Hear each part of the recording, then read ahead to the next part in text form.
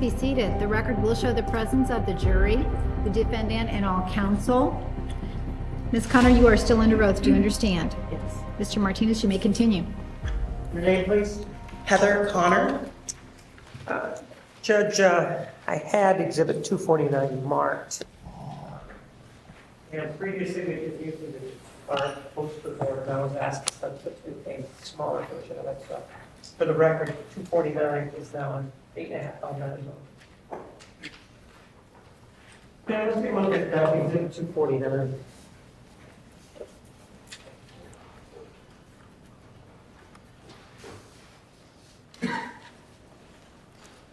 And your name, please?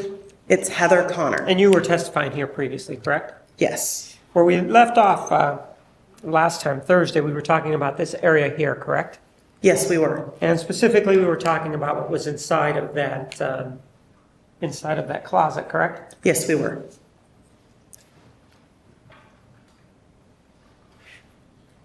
Take a look at Exhibit 219 and tell me if you recognize it.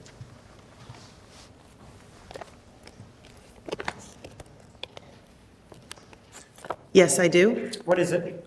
This is a business card that was collected as item number 10LB. And just for illustrative purposes, if we could then go to our diagram, do we see the number 10 there? Yes, And that's where that was collected from? that's correct. What is it? What is this? It's a business card. For whom? Do you know who it's for?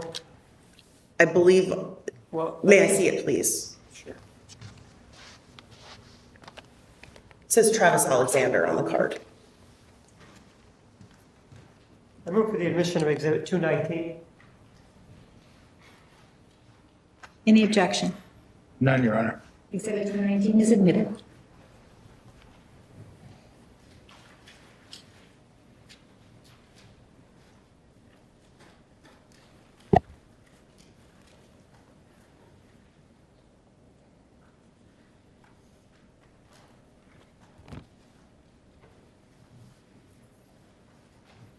Take a look at Exhibit 219. Basically, that's what the card looks like, correct? Yes. And I'm going to show you some other photographs. These are Exhibits 117 through 140. Take a look at them.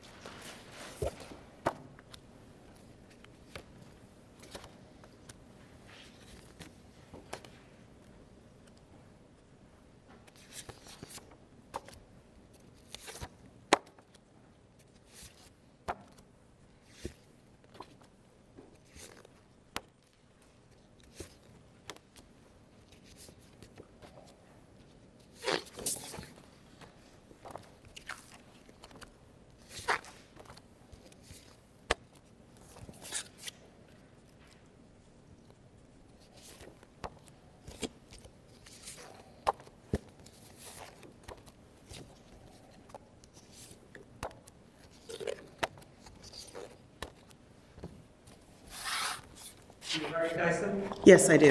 What are they on? These are photographs of the hallway that is between the master bedroom and bathroom, as well as photos from inside the master bedroom and bathroom and items and the overall appearance of those areas. If we take a look at exhibit number 249,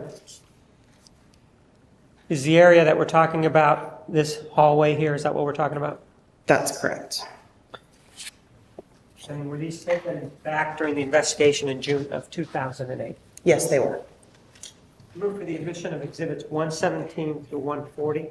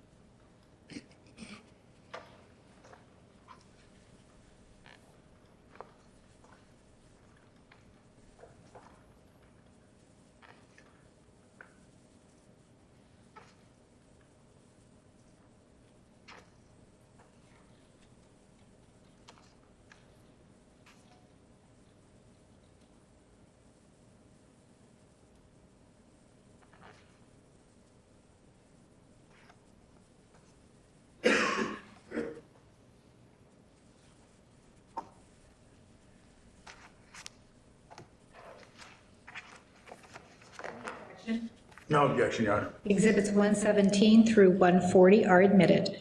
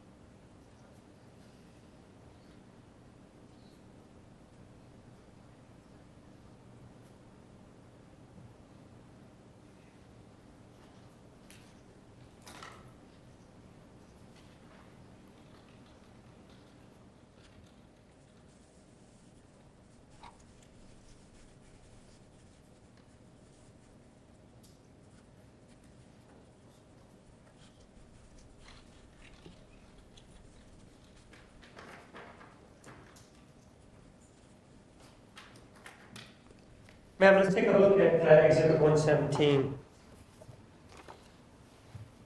What are we looking at here?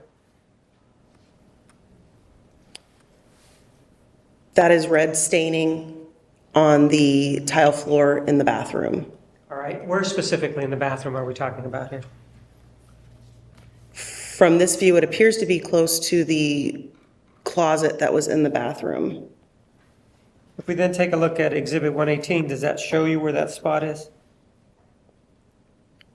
Yes, it does. All right, so let's go back to 117. Where is this spot if we then look at our diagram? That would be where the swinging door is, Right here? in that region, yes. And this right here is what? That's the door for that closet. So where were you, how were you taking this photograph? Or how was this photo? It's a bird's eye view of that region, of that staining. And right here is what? Do you know what that is right there? That's the cardboard box that was inside of the closet.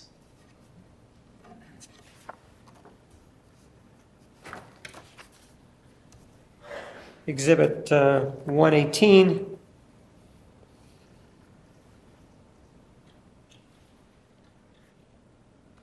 What do we have here? You see a portion of that same staining area, and you see a better view of the cardboard box from inside the closet in the master bathroom. And what is this right here? Do you know what that is? Did you note that, or do you have any idea what that is? In the photographs, it appears to be red substance of some kind. All right. Let's take a look at exhibit number 119.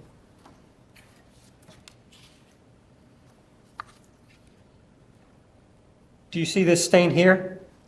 Yes, I do. If we go back to exhibit number 118, do we see that same stain? You see a portion of that same stain, yes. Where?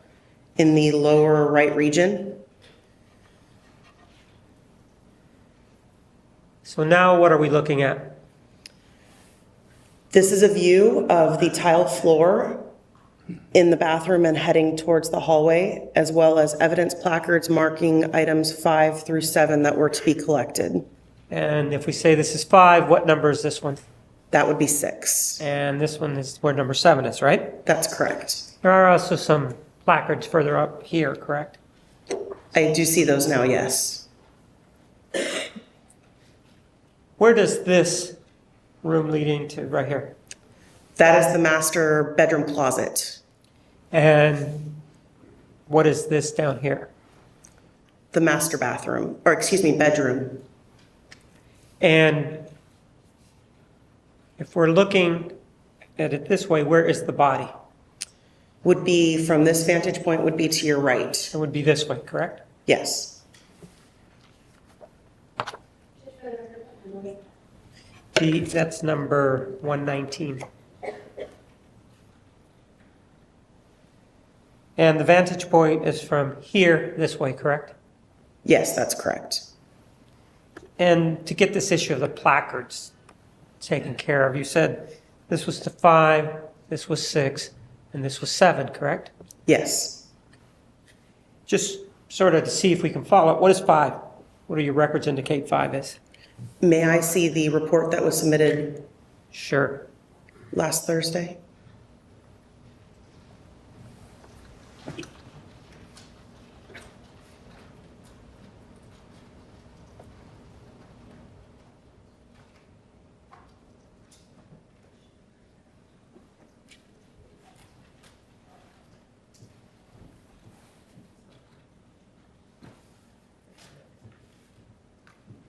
Take a look at that exhibit 276. See if that helps you.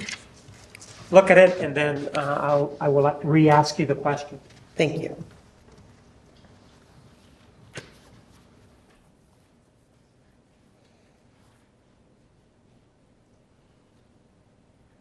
And what's number 5? Possible hairs and or fibers that were collected from inside the bathroom. And number 6? Is a possible hair, And number 7? is also possible fibers or hair. Let's take a look at exhibit number 7. I'm sorry, 120.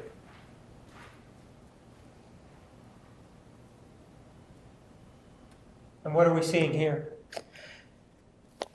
It's more of a mid-range view of the tile floor in that hallway and the items marked as 5, 6, and 7. And then we also see, what is this? Is this some staining here that we have here? Yes, there was quite a bit of staining visible in this photograph. 121 shows us what? A closer view of the items that were collected as number 5 LB. Right? And what is this area here? That's the carpeting inside of the closet. And without, well, what is this right here? What is this called? I would call from personal experience a baseboard. All right.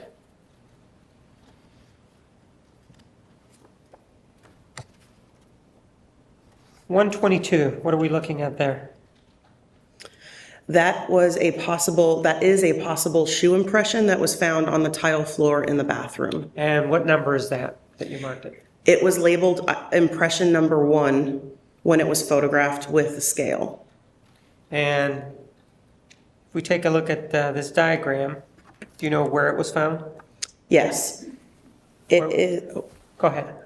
it is, you see a bubble that says shoe impression in an oval with Right. an arrow pointing to where it was somewhat between 5 and 6. You said that it was labeled number 1, right? It was. Well, if I go down here to this diagram, which is exhibit 249,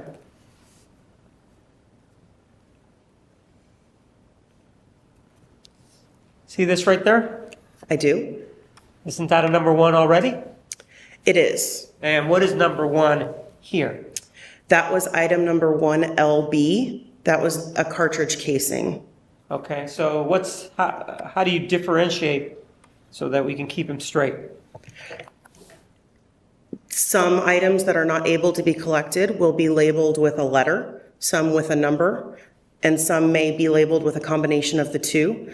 In this case, latent impressions, finger and palm impressions were labeled with letters. The shoe impression was labeled impression number 1. It was just a manner for us to keep track of what was being photographed. I understand that. How do we know that number 1 isn't the same as cartridge casing? How do you keep track of that? Do the photographs assist you in that? Is that how that's done? Photographs and report, correct. All right. Exhibit number 123, what are we looking at here? That is a close-up view of a portion of the possible hair that was collected as item number 6 LB. Is this the hair that we're talking about? Possible? That's a portion of it, yes. Exhibit 124 shows us what? The placard has been moved to show more of that hair along the floor, or possible hair. Exhibit 125. What do we see here? That's an overall view of the hallway and floor, including the red staining from the hallway in the master bathroom. How is this different from anything that we've been seeing? There are no evidence placards in this. In terms of processing a scene or investigating a scene, how, in this photograph that we have here, what is the process whereby the photographs are taken? What is the sequence of the photographs taken and the placards placed? Why don't you explain that to me? Absolutely. When we first arrive at a scene, we will take overall entry photographs of the residence or wherever the scene is to document its condition when we arrived. There won't be any evidence placards or anything in those photographs so that it's showing the location of items within the residence or scene without us having introduced anything by the crime scene investigator. Once items have been identified as needing to be collected, we will take additional photographs of those items. We will mark those items with evidence placards so that we can keep track of which item is which in the photographs and in diagrams, for example. And additional photographs will be taken of the scene again with those evidence placards in the photograph. That's for later reference. So the first photographs have no evidence marking, and the second photographs will have evidence marking, the sets of photographs. In taking a look at exhibit number 125, I want you to note this area here. Do you see that right there? Yes. What is that? Where does that lead to? That is the closet, the linen type closet that was in the master bathroom. And we've talked about the trim here at the bottom, haven't we? Yes, we have. And then also take a look at this, for example. You see that right there? Yes. And I'll bring it up just so that we can look at it. See that? Yes. If we then go to exhibit number 126 to orient yourself.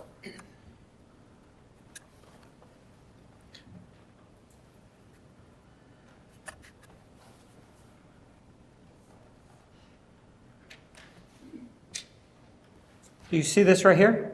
Yes, I do. And this right here? Yes. Looking at those, what area are we looking at there? That is a portion of the west wall near the bottom of the wall in the bathroom, near the linen closet. And in looking at this, these do appear to be a little bit more red or brown or dark than this over here. Do you see that? I see that, yes. Is that a function of the camera, or is that how they were? These were as the scene appeared when we took the photograph, What I'm when the saying- photographs were taken. Right, I understand that, but is this because of the photo of the camera, or is it true that this was darker than this when you were out there? I'm asking from your personal observation. I'm asking from your personal observations. There were differences in the color, yes. And exhibit 127.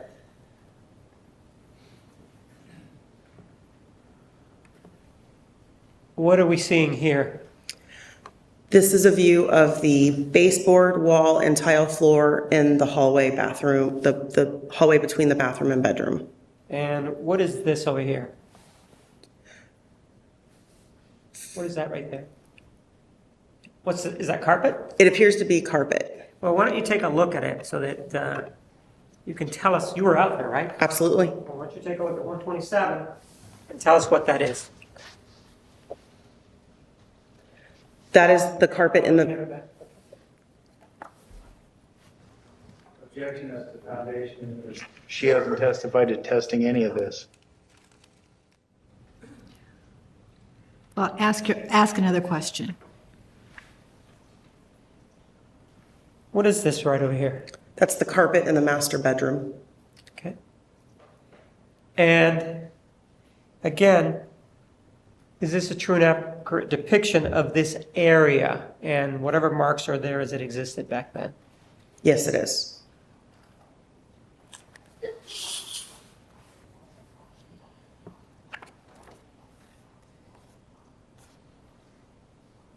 Exhibit 128.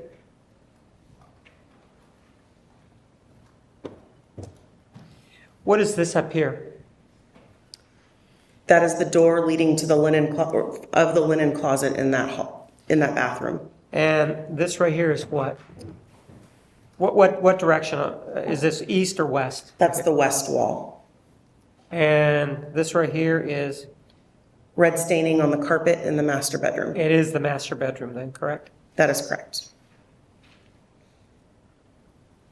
If that's the west wall, what wall is this one right here? The east wall. To get to the body from this area here, where would a person have to go, starting here, to get to the body? You would walk forward to the area near the linen closet and look to your left.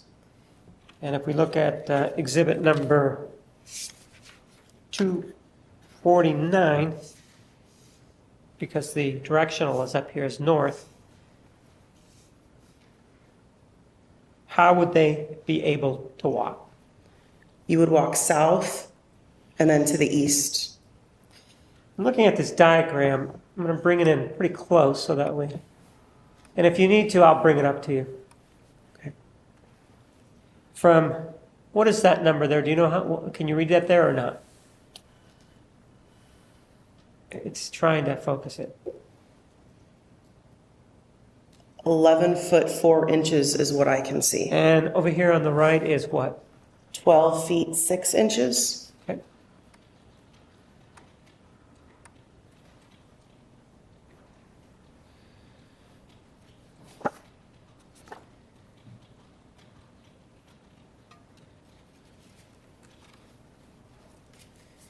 Let's take a look at Exhibit 129. First of all, which wall is this, east or west? Will you zoom back for me? See that up there? Yes, Okay, so which wall is this right here? that's the west wall. And we do see some placards down here, right? Yes, 8 and 9, right? that's correct. What are 8 and 9? Possible hairs and or fibers. And where does this lead to, this entrance? The one with the carpet, where does that go to?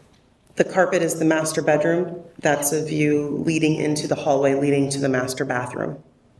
And these are, for lack of a better term, these are the patterns or the staining that was there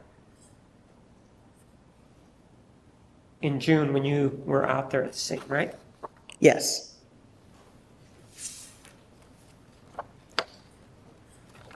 Take a look at Exhibit 130.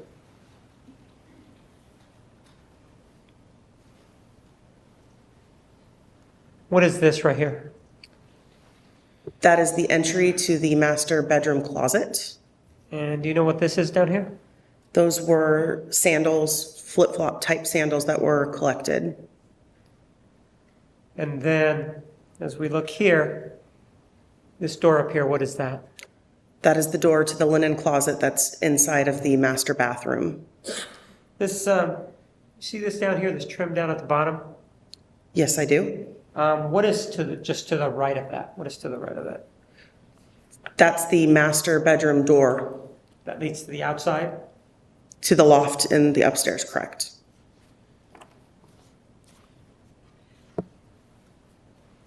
Exhibit 131.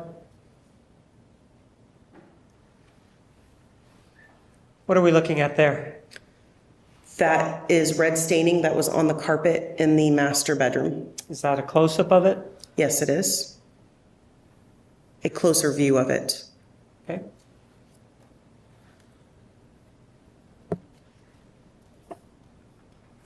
Exhibit 132. First of all, what wall are we looking at there? That is the east wall. And these are, for example, the patterns that were there when you were out there in June of 2008, correct? Yes, they are.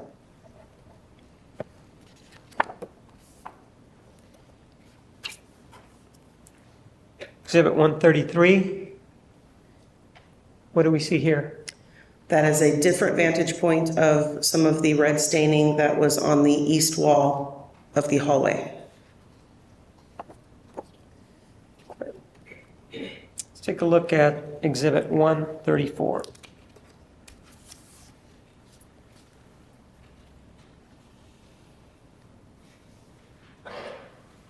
What is this area here? What is this, where does that lead to?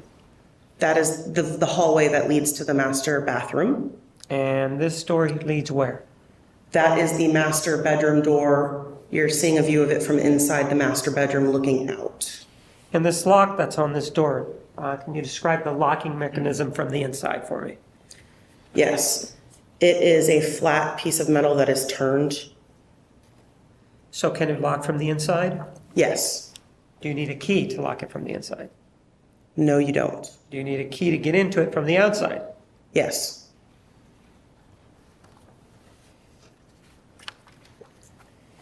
Exhibit number 135 is showing us what?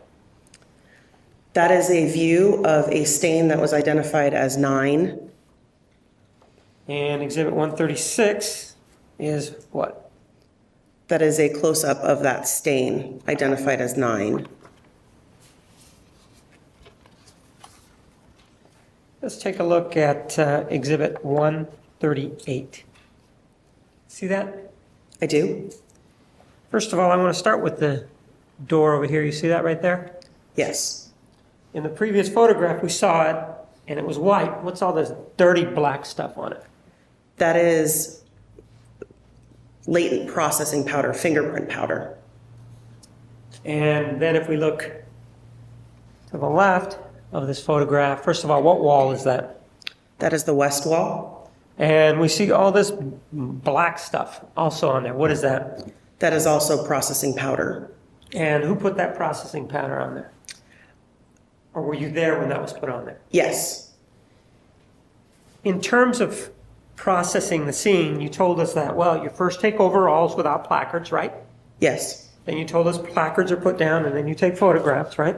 That's correct. In terms of when the black powder is applied, when does that come in this process? Is it before any photographs are taken, after the placards are taken? How does that work?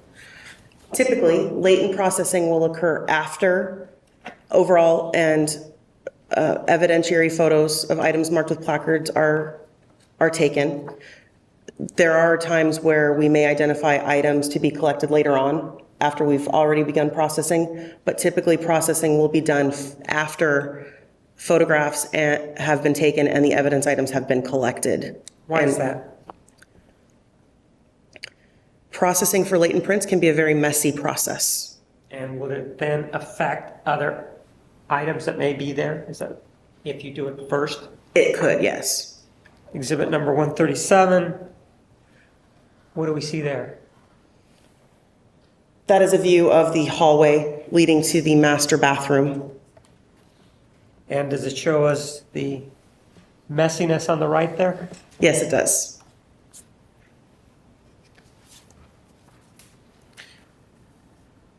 Exhibit 139. What are we looking at there? That is a view of the west wall in that hallway bathroom, the bathroom hallway, pardon me. And there is a section of the wall that has a square drawn around it. Is that this right here?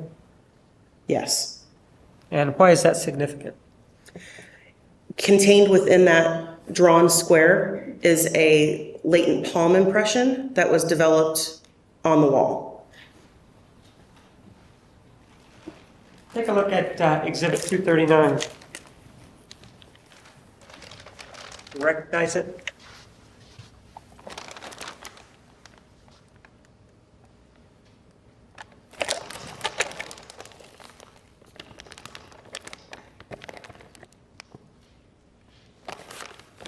Yes, I do.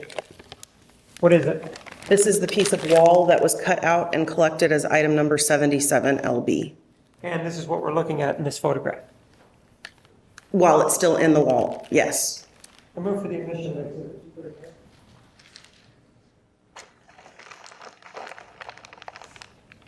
Any objection?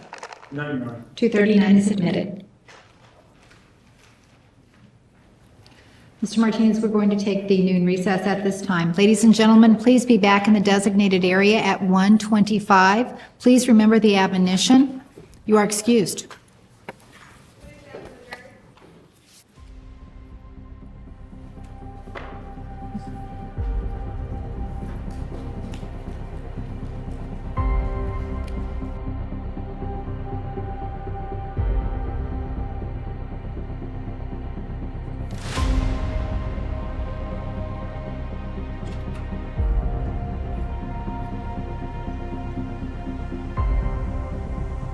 Detective, would you knock on that door, please? Thank you.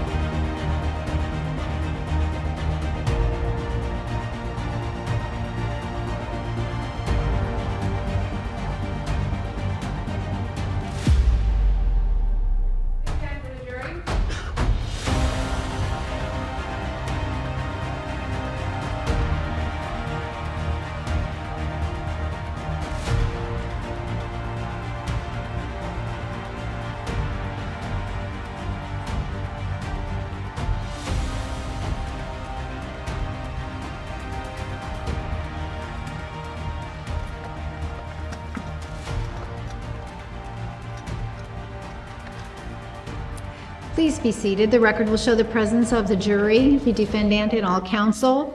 Ladies and gentlemen, I apologize for the delay in starting this afternoon. The state is requesting to take a witness out of order. Mr. Martinez, the state may call its next witness. The state calls Kevin Horn.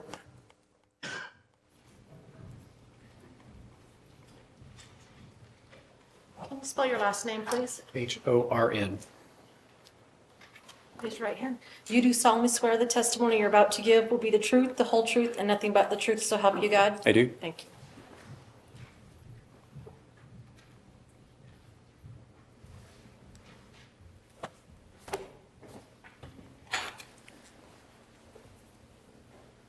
Your name, sir?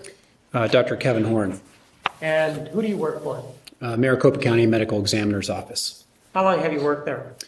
Almost 12 years. And what is it that you do over there at the medical examiner's office?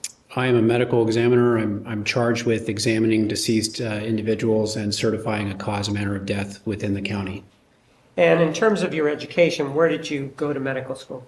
The University of Maryland, And what year did you graduate? 1995. When did you begin working for the medical examiner's office again? 2001. And drawing your attention back to June of 2008, did you have occasion to conduct a medical examination on the body of Travis Alexander? Yes. With regard to an examination of an individual such as this, what are the first steps that are taken?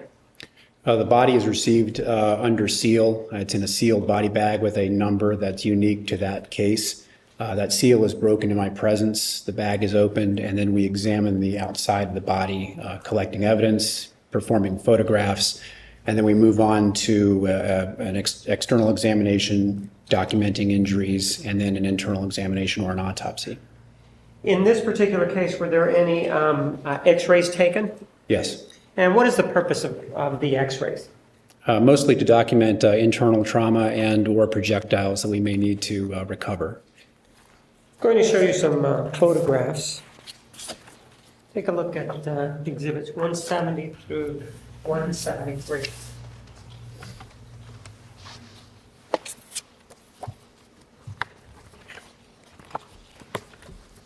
You recognize those? I do. And are these photographs that were taken as part of your medical examination of Travis Alexander? Yes. And specifically, do they include the identification photograph as well as the x-rays? Yes. I move for the admission of exhibits 170 to 173.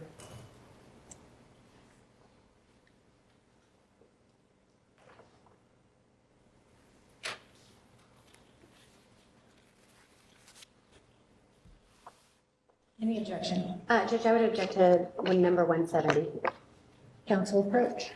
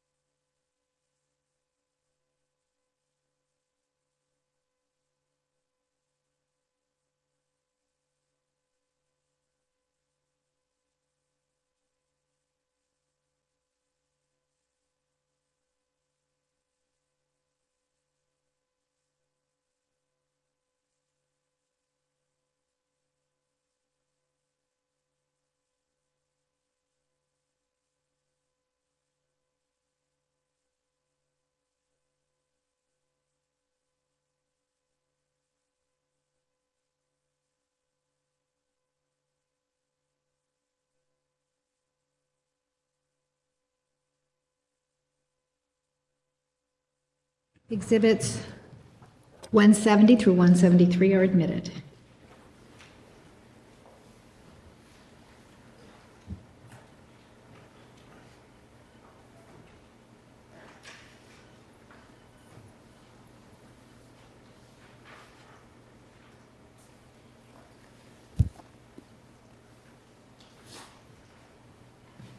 Let's take a look at Exhibit 170. And what is this number that's here on the left here? 083532, that's our case number for the year. Is that the same as the number that came in the bag, in the sealed bag, or is that a different number? There's an individual seal number on the bag, but the case number is separate from that. And this is the face identifying the individual that was brought in, correct? Yes. The radiographs or the x-rays that were done in this particular case, were they done before you conducted your exterior examination or afterwards? Before. Let's take a look then at exhibit number 171. And what are we looking at here? We're looking at a frontal x-ray of the head, and on the left side, on the right side of the x-ray, you can see a projectile. When you said the left side, that would be the left side of Mr. Alexander, correct? His left, our right, as we look at the x-ray. Exhibit number 172. What are we looking at here? We're looking at a side view of the head, again showing the projectile. And this is where the projectile ended up, correct? Yes. And it is on the left side, even though this is the right aspect. Yes, it's his left cheek area. In looking at 173, this is a radiograph or an x-ray of the top or the top portion or the chest portion. Why was this taken, or does the medical examiner's office just take a full view x-ray of everybody that comes in? We usually do a full series of, especially in homicides, we'll do a full series of x-rays to look for any sort of hidden projectiles or any sort of, especially in a stabbing case, we'll look for the tip of a knife or something like that, something that could harm us as we're doing the examination. And is there anything that is shown in this x-ray as it applies to the stabbing or the shooting? No, there's no metal fragments visible.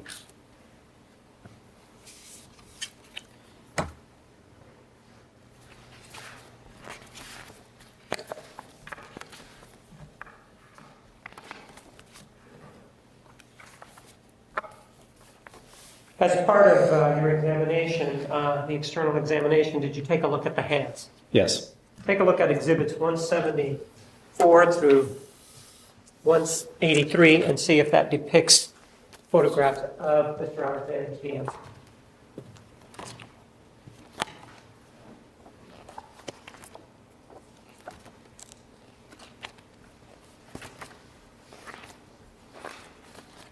Yes.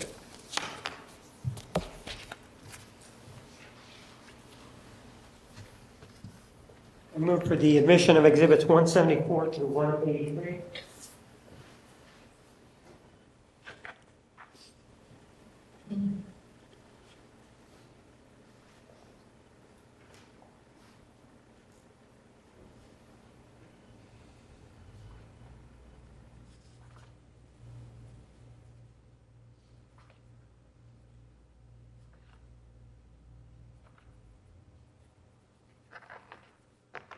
Any objection? No objection, Your Honor. Exhibits 174 through 183 are admitted.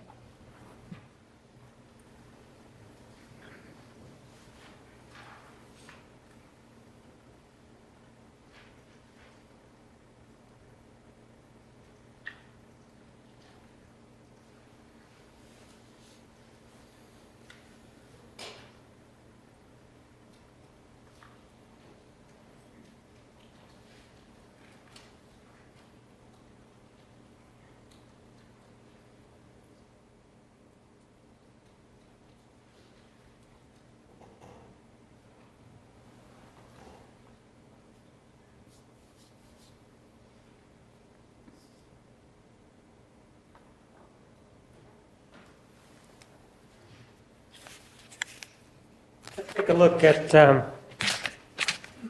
exhibit 174. What are we looking at here? The back of the right hand.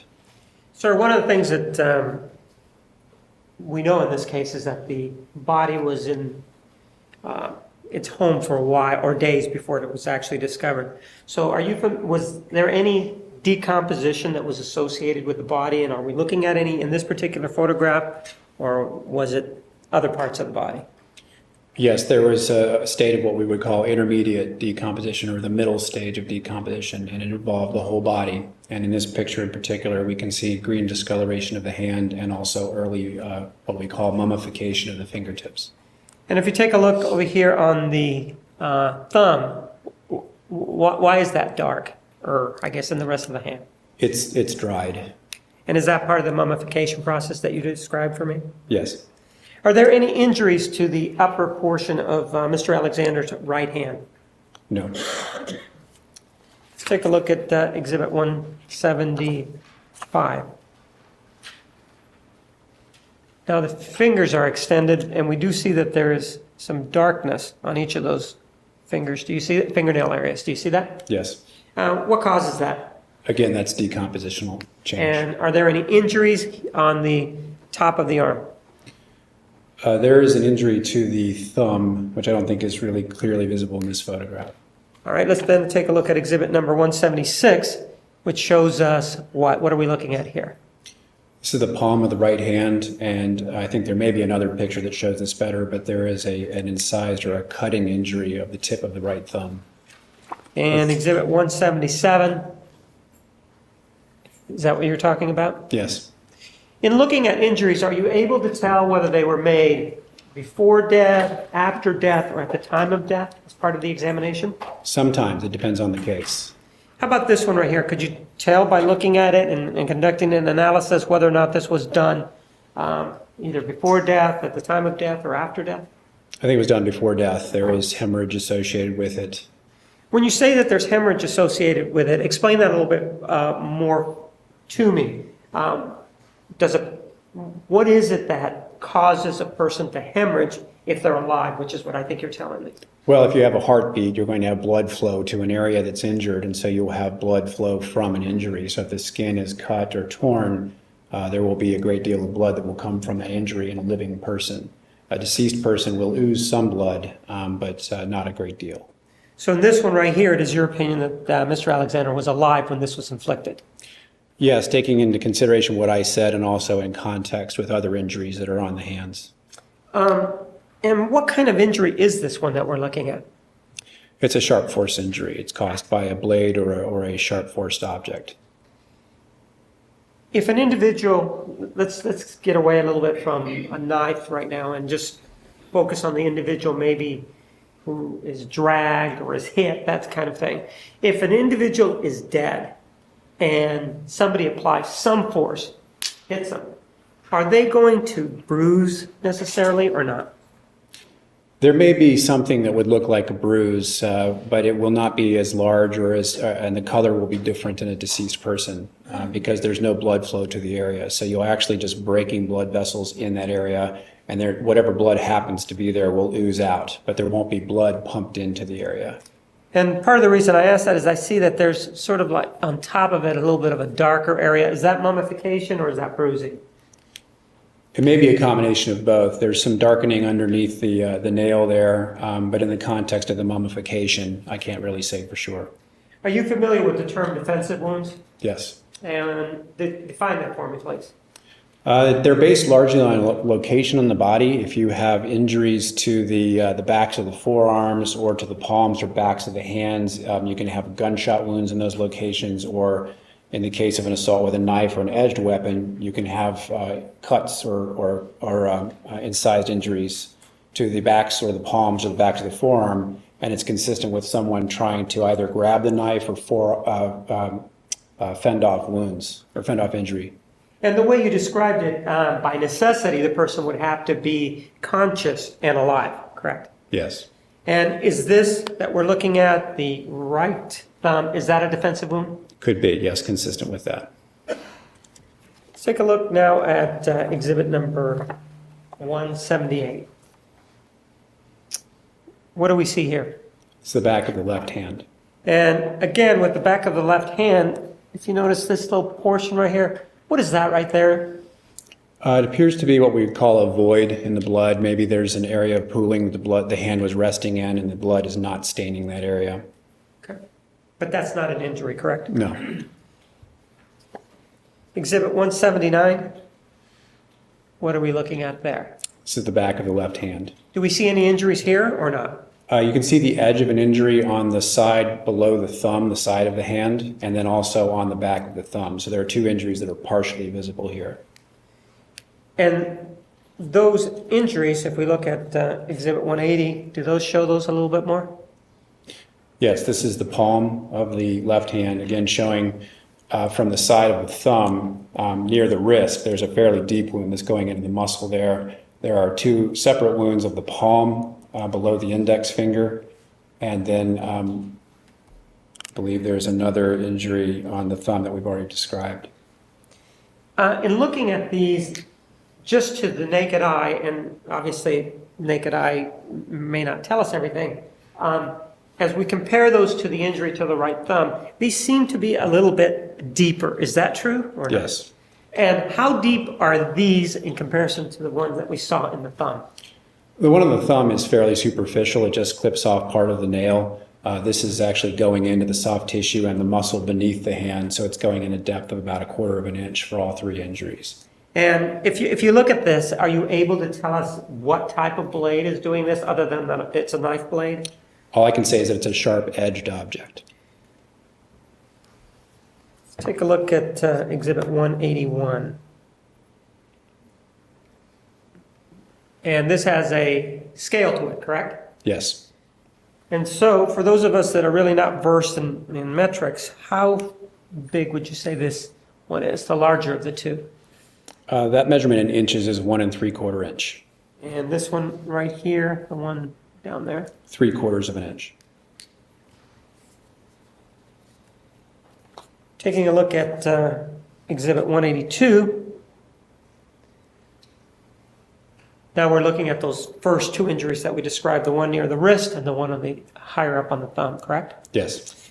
Were these also deep, this one that I'm pointing to near the wrist, was that deeper than the one on the right thumb? Yes. And if we look at 183, we have the scale there, correct? Yes. How big was that one? That was measured in inches, 1 1/2 inch, and on the back of the thumb, 1 inch. One of the things that we talked about with regard to the other injury to the right hand was whether or not they were consistent with defensive wounds. In this one, were these consistent with defensive wounds? Yes. And does that mean that Mr. Alexander was alive at the time that these injuries were inflicted? I believe he was. Would they have bled at the time? Yes.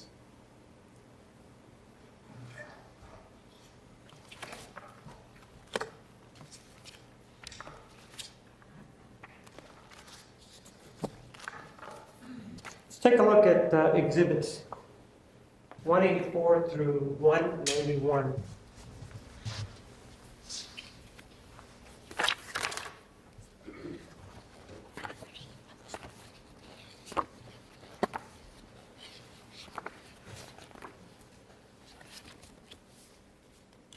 Are you familiar with those photographs? Yes. Do they depict the injuries to Mr. Alexander's front area from the head down to, I guess it would be down to his toes, correct? Yes.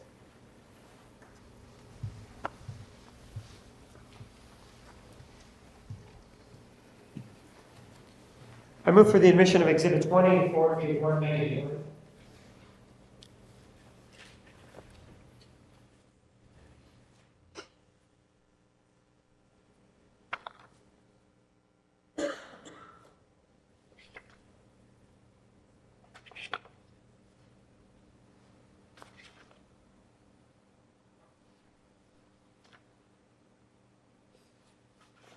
No objection.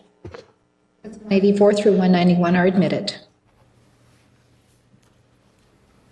Sir, while those are being marked, how tall was Mr., well, as part of the examination, is the body measured for height? Yes. How tall was Mr. Alexander? 69 inches. That's 5'9", correct? 5'9", yes. And how much did the body weigh at the time of the examination? 189 pounds. The decomposition process, does that add weight, or does that take away weight, or does it just not affect it much? Generally, you're not going to add weight. You'll take away weight. And also in a person who's been bleeding, that will also take away weight.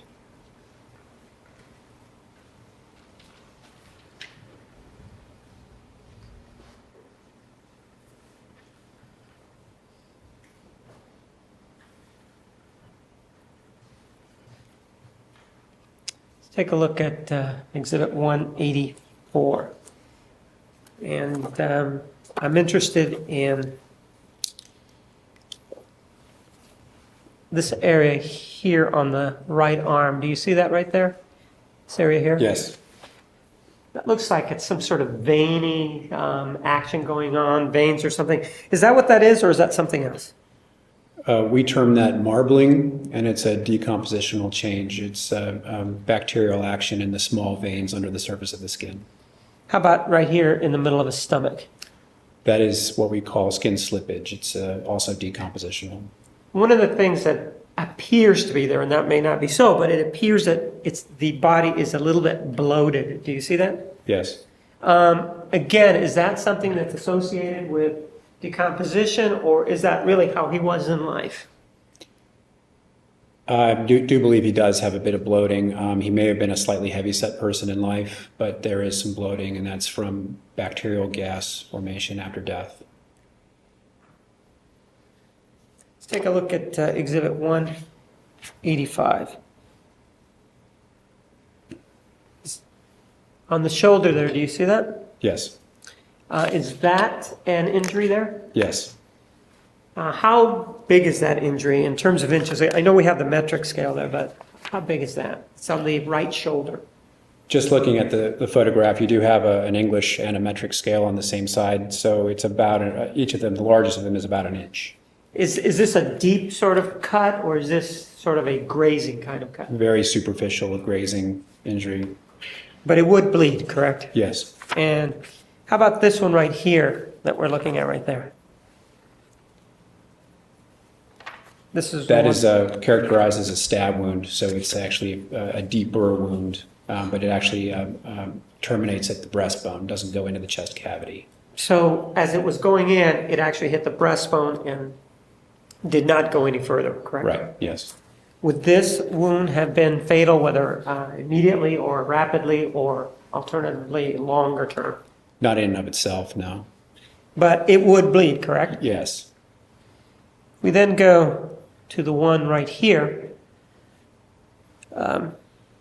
First of all, how big is that one?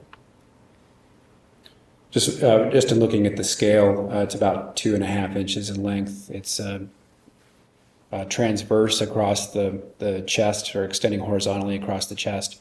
And it's also, it's a deeply incised wound, so the blade is going below the skin, but it's not entering the chest cavity either. You used the term incised that Yes. I don't think you used before. How do you define incised? Oh, well, sharp force injuries are usually divided into stab wounds and incised wounds. So a stab wound is deeper than it is long on the surface of the skin, and the incised wound is just the opposite. It's So if you longer take than it is deep. Yes, if you take a razor and cut yourself on the skin, that's an incised wound. But if you stab yourself with a knife, then that's a deeper wound. And this one right here, which is sort of below the chin and down here to the sort of the median, can you tell me a little bit about that in terms of whether or not this is a stab wound, whether or not this is an incised wound? Can you tell me about that? It's a stab wound, and I do think we do have better views of it, but that one actually penetrates a major vessel coming into the heart. Let me show you then Exhibit 186. Is that the better view of it? Yes. You said something about it going into the vessel of the heart. Why don't you explain to us a little bit about what the heart is, and whether or not, when you said that it stabbed the vessel of the heart, whether it actually hit the heart, whether it hit the pericardium is what surrounds the heart, right? The sac around the heart. The sac. Whether it hit that, if you could just sort of explain that one to us. But I do want to clarify first on the photograph that it's the lower of the two wounds there, so not the one next to the scale, but the Right, one so below it's this it one that we're is the talking one about. that goes into the vessel. What this actually does is it goes through the cartilage between the ribs and the breastbone. There's some softer cartilage, especially in young people. And this knife has penetrated that cartilage and gone through the sac that surrounds the heart, which is the pericardial sac. And it has perforated or passed through the superior vena cava, which is a major vein that comes down from the upper body and the head and drains into the heart. And then from there, the heart beats and pushes the blood elsewhere in the body. But it's a major vessel. With regard to that major vessel, and I was talking about the tissue that encases the heart, is that vein inside that tissue that encases the heart, or is it outside, on top of it? Where It starts out outside and enters the sac and then enters the heart, which is fully within that sac. And this knife wound, did it penetrate the sac and hit this vein or not? Yes. So what happens when when a knife goes in and causes this amount of damage or this type of damage? Well, depending on the position of the body, you may have significant internal bleeding, or if the person is leaning forward, they may bleed outside of the body because there is a track leading from that vessel outside. But this is a major vessel. It's not going to bleed as fast as an artery, but it will bleed a considerable amount. With regard to this considerable amount of bleeding that's going on, is this a wound that could kill this person? Yes. And do you have an estimate, or is there any science out there that tells you, well, this type of wound, given what I know about it, would take X amount of time? No, it depends on so many factors. It depends on the person's health. It depends on care that they receive. It depends on their blood volume to begin with and the position of their body. Also, with regard to a situation like that, what if we have a person who's asleep, relaxed, versus an individual who's animated, jumping up and running around? Does that affect the amount of blood that is being lost and how quickly the blood is being lost? Yes, a person in action is going to have a rapidly beating heart and they will lose blood more quickly. And other than the blood coming out through here, we know that these others have bled also, correct? Yes. This one above and this one. Would any of these injuries, and for the example, this one, would what we associate with television, would blood come out of the mouth, the ears, or just out of the chest area? It depends on what's hit inside the body. If the lung was nicked, which is possible in this case because we're dealing with a decomposed body, so the organs aren't as pristine, they're not as they don't lend themselves to examination as in a fresh individual.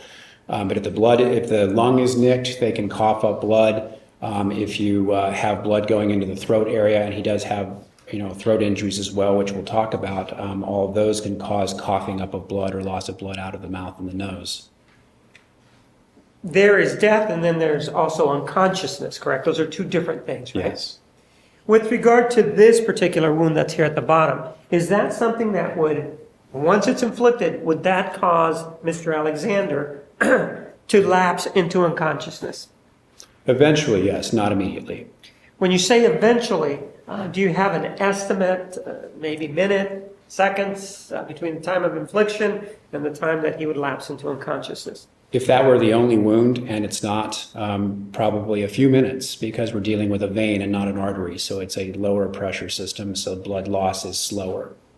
And how about if you take a look at that injury in connection with the things that we've seen with regard to his hands, the defensive wounds that we've talked about? Does that tell you, or at least in terms of time, does that indicate whether or not there was at least enough time for Mr. Alexander to attempt to defend himself and then get these other wounds to the hand? With this wound to the heart, he should have been able to get his hands up and attempt to defend himself. If he was in a seated position when this wound was inflicted, would he have the ability, even though this was inflicted, to get up and walk somewhere or move quickly somewhere, as a matter of fact? Yes.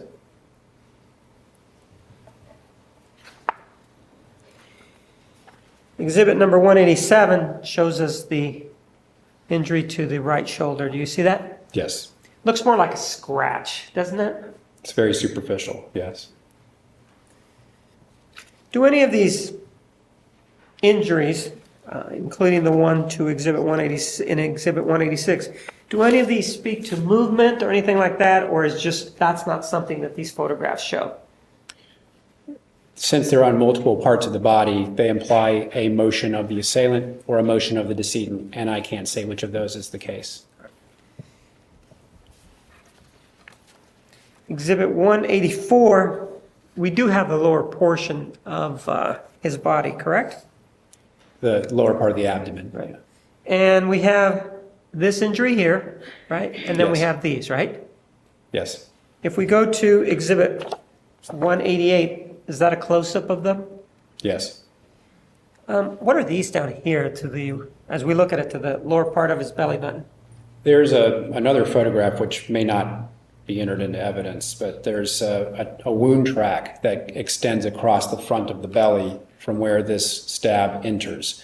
So some of that, what you're seeing is blood actually appearing on the surface of the skin because of this track where the stab wound went is very close to the surface of the skin. So what I think you're saying with regard to this stab wound is that it went something like that. Yes. And so if we do that from the opening to the longest one, how far is that? I gave a maximum wound track depth of about 5 3/4 inches. If Dr. Horn is referring to his report, can we have that marked, please? Do you want to mark yours or do you want to mark another one? It's the same report, so. I think we have one marked.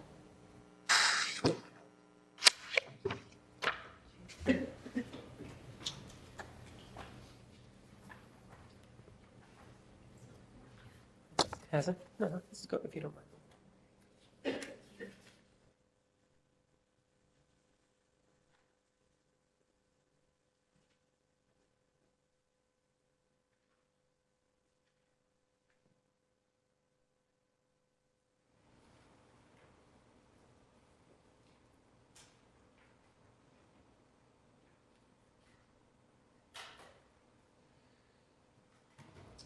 And I guess from now on, if you want to refer to your report, you can find Exhibit 277 and do all of yours. Apologies.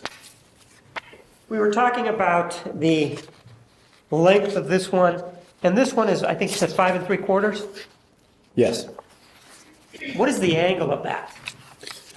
It's across the body from left to right and slightly downwards. So it's sort of came sort of from the side right here, Yes. correct? And was he alive at the time that this happened, or was he deceased at that time? More likely than not alive, since there is bleeding associated with the wound. And you're talking about this down here, the bruising that's down here, correct? Yes. Is this area in the belly button, is that also associated with the stab wound? Yes, it's going across the navel. Exhibit 189, we're now looking at the lower portion of his body, right? Yes. And not to be indelicate, was there any decomposition in the testicular area, that sort of part of his body? It's usual to see some drying there and some early mummification, and that is present. Yes. And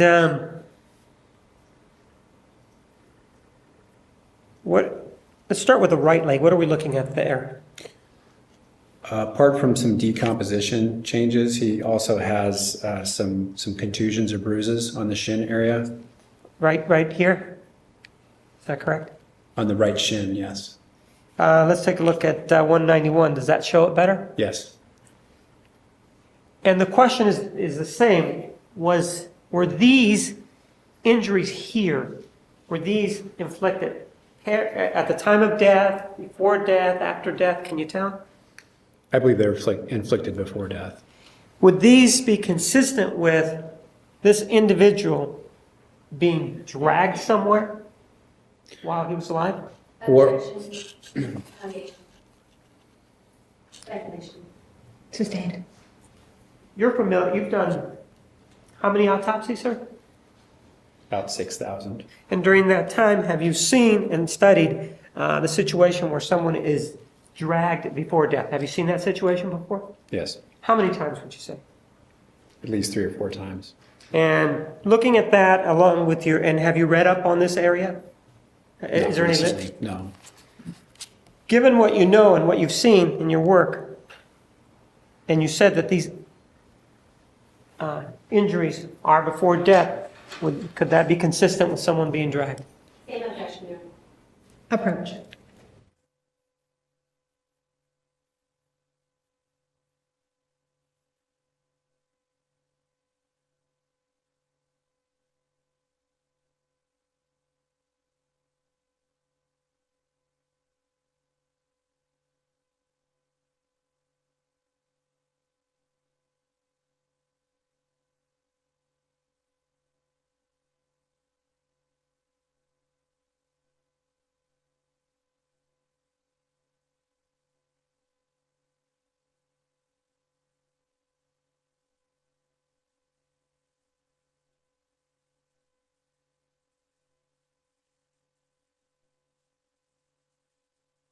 May continue.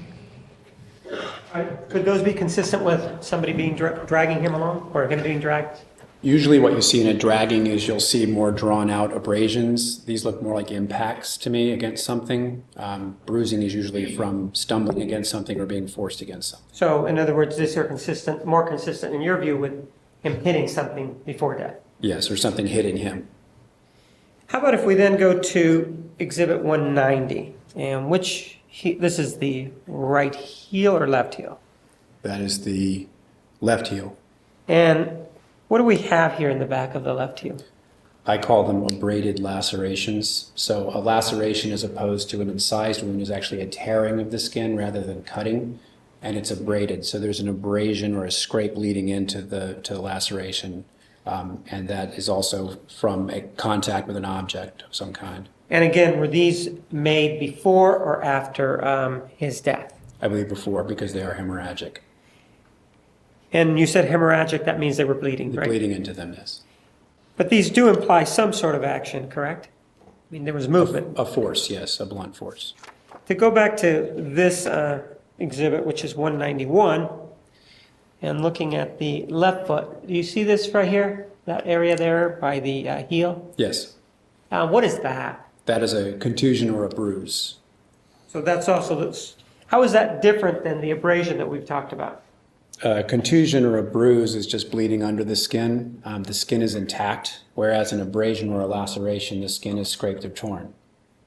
And if we look at the knee here, is that a contusion or an abrasion?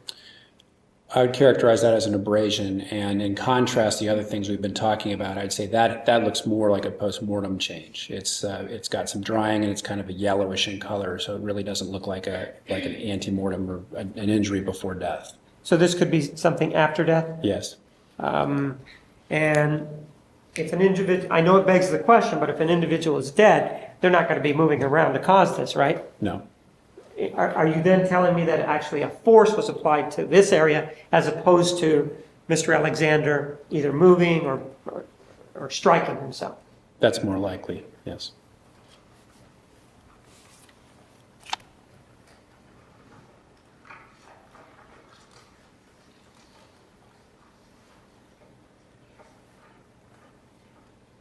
Let's take a look at exhibits numbers 192 through 199.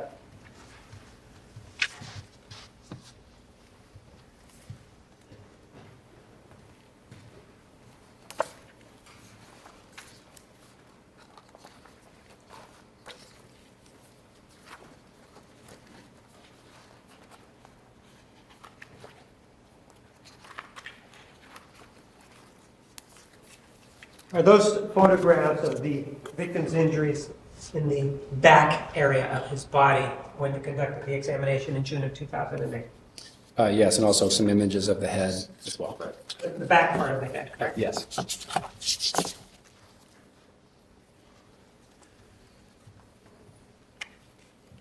Move for the admission of exhibits 192 through 190.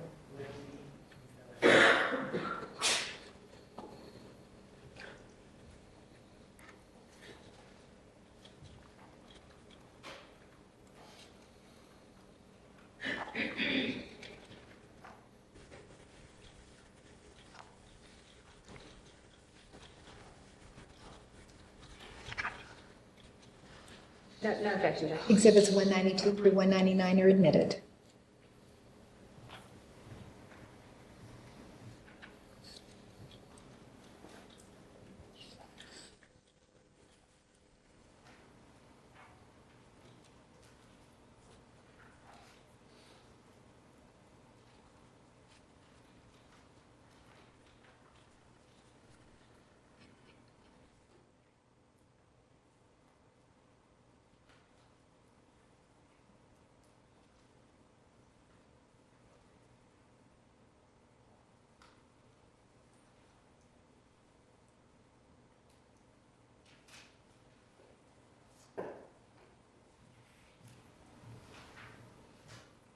Let's take a look at exhibit 192.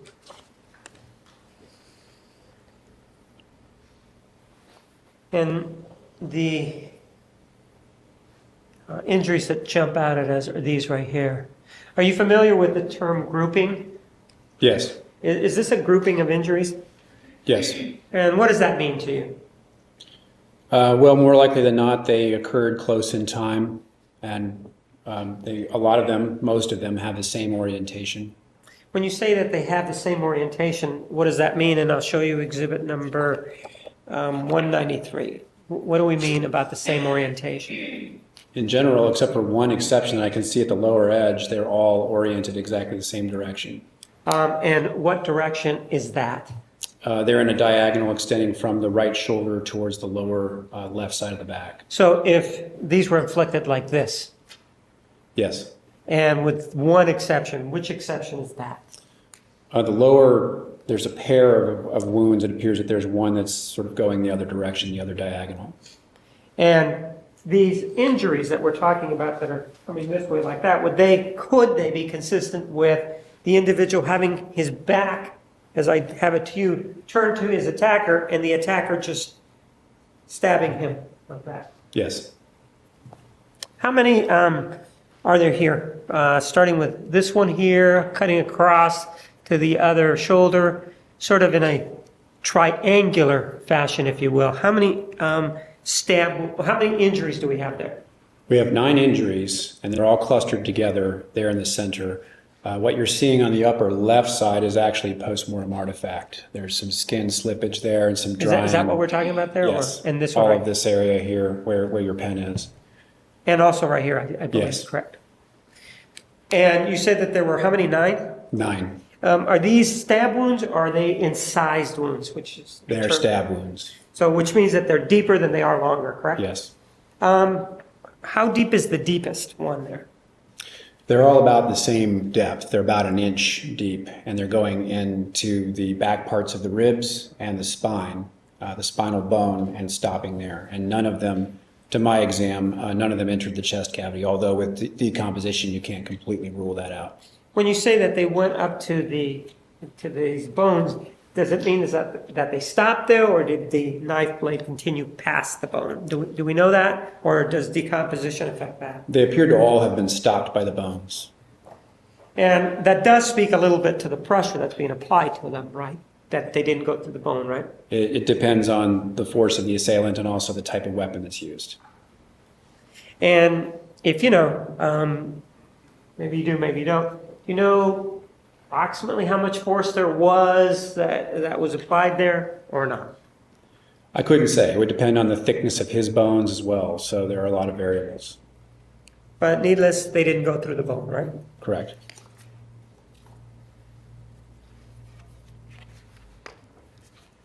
This area here,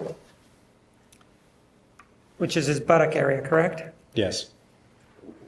What's going on there? It just looks like it's a little bit red. Could you tell us what's going on there?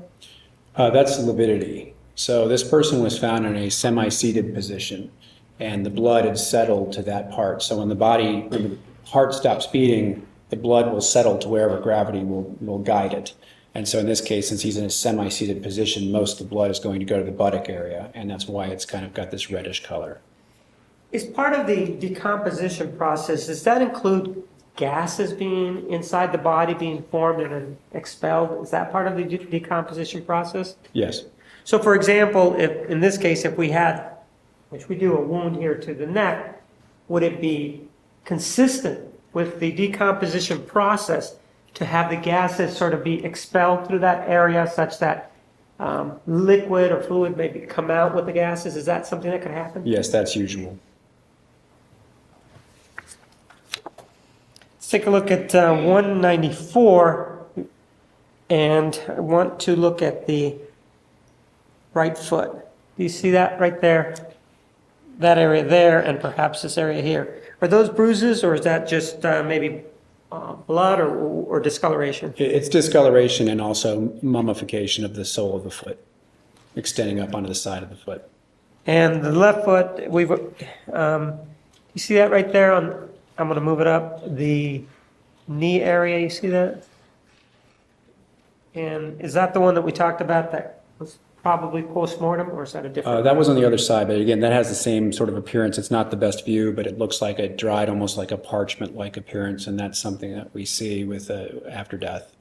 And the left foot has the abrasion, I think you called it. Yeah, there's a contusion on the Okay. ankle area, and then also that abraded area of laceration on the Achilles tendon. Let's look at Exhibit 193 again, and we've talked about this grouping. And we see the head and the neck. Let's take a closer look at that. And Exhibit 195, what are we looking at there? This is, after I've inspected the back of the head, I've shaved some of the hair away to better show the injuries. And what you have here are deep incised wounds, so they're longer than they are deep. But they are very deep. They're going all the way to the skull. And there's 2 of them on the back of the scalp. Given the way you described it, and it may have been something that I was reading into it, but it appears that the way you described it, there was some force that was applied to these particular wounds to get to where they got. Well, if you have a very sharp blade, it actually wouldn't take very much force at all to cut the tissue very deeply. All it is just connective tissue that forms the scalp. Now, to go through the bone, that would be a lot more force that would be needed. And this one right here, how long is that one? I have it as 2 inches on the autopsy report. And the one above it? 2 inches as well. The fact that the hair is there, does that affect the strength needed to get into or get this sort of injury, or is that just something that the hair really is not something that you deal with or think about? His hair is very short. I mean, if he had longer, bushier hair, it might cushion the head somewhat or protect the head. But in this case, he's got short hair, so I don't think it played a role. Taking a look at Exhibit 198, what are we looking at there? What you actually see here are the edges, and it's only in one portion of those incised wounds we saw. There was some force applied that was sufficient to cause a divot in the skull bone. So this is actually after the scalp has been reflected away from the skull. And what you're seeing here is actually a divot in the center of the skull. And then over on the left side, you see another one, and there's hemorrhage around those. So the bone was actually sort of chipped away by the end of the implement there. We take a look at Exhibit 199, what are we looking at there? This to me is the tip of an implement, probably the tip of a knife or something similar, because it has this very triangular profile. This is the bone, and the piece of bone has actually been chipped away by the end of the object. If we go back to Exhibit number 195, what this divot in Exhibit 199, where was it as it applies to these two? Right. There's one at the extreme left end of the longer wound at the bottom, Right here? and then one towards the middle of the top wound. Right here? Yes. So we're looking at there, and we're looking at there. When we look at Exhibit number 198, you're looking at here and here. Yes.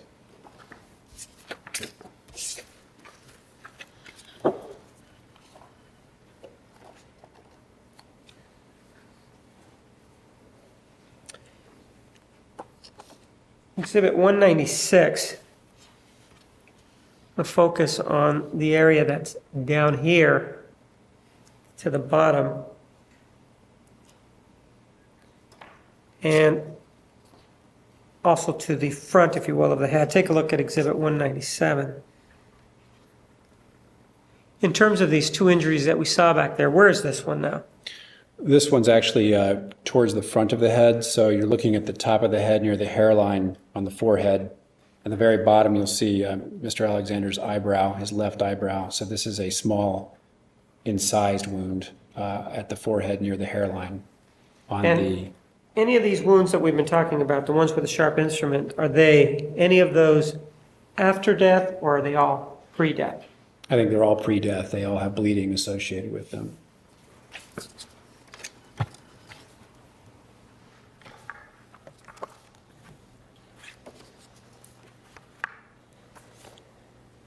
Take a look at Exhibits 200 and 201.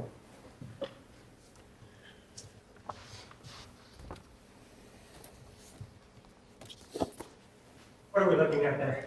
The right side of Mr. Alexander's neck behind the ear. And these were taken at the time of your examination. Yes. Move for the admission of exhibits 200 and 201. No objection. 200 and 201 are admitted.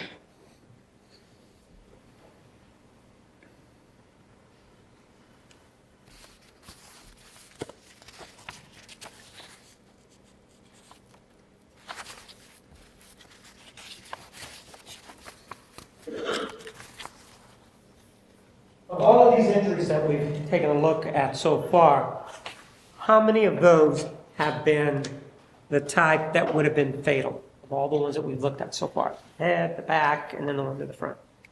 Taken together, all the wounds of the back and the head could have been fatal from bleeding over time. The most significant wounds are going to be the neck wound, which we haven't talked about yet, the stab wound that penetrates the heart, the vein leading into the heart, and then also the gunshot wound, which we also haven't discussed. Right, let's take a look at exhibit 200. And what are we looking at here? This is another stab wound of the back part of the skull behind the ear. So there's bone underneath there. It goes down into that bony area and also goes into the muscle, the strap muscle that is on the side of the head below the ear. And we're looking at 201. How big is that one? 1 1/4 inch. Exhibit number 202. What are we looking at there? That is the back opposite side of the neck, on the left side of the neck, and that's another stab wound.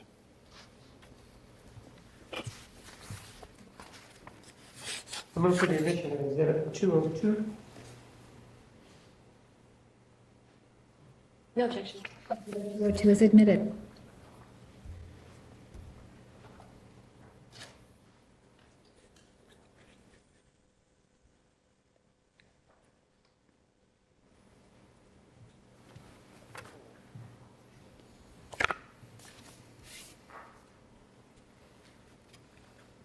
What do we see here? That's another stab wound to the back left side of the neck, and that also penetrates into muscle on the back of the neck. And how long is that one? 1 inch.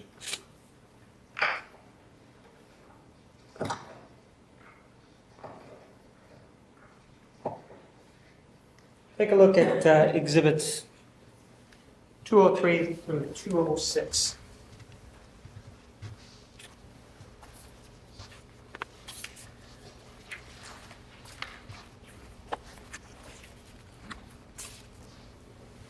And what do they portray? The largest wound of the neck across the throat. Exhibits 203 through 206.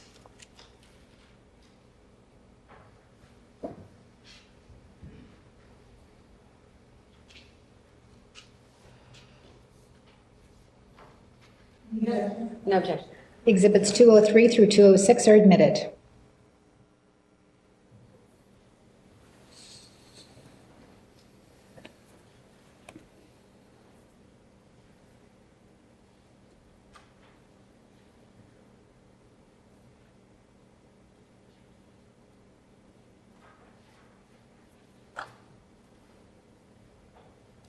So when we're looking at these kinds of wounds like the ones in the neck, are you able to tell, for example, if it started on the left side or the right side? Do you know by looking at these where the wound may have started or not? I'm not able to say. Take a look at 203. Okay, what are we looking at? I guess we'll do it this way. What are we looking at here? This is a side view of the neck wound, and it's probably one of the better views to show how deep it goes. And how deep is this wound? What is it that was cut as this knife came through the...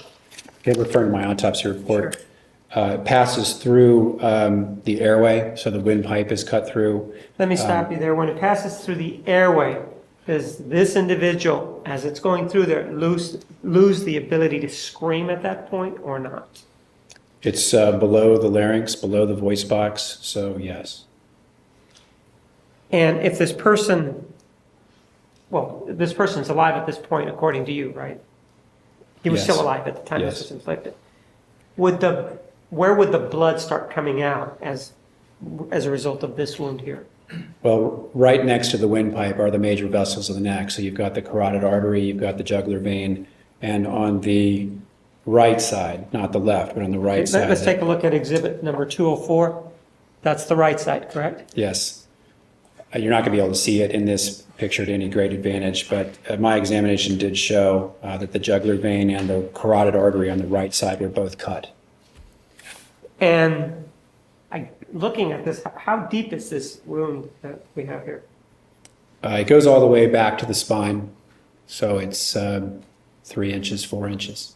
And if a person were to have the spine cut off, is that where the feeling stops and they don't feel anything, or? Yeah, it doesn't go through the spinal cord, so it doesn't penetrate that bone. So it's actually the soft tissue and structures of the front of the neck and then stops at the bone. Exhibit 205, what are we looking at here? And this is a frontal view of the same wound. In looking at this, do you see how it's, my term, scalloped?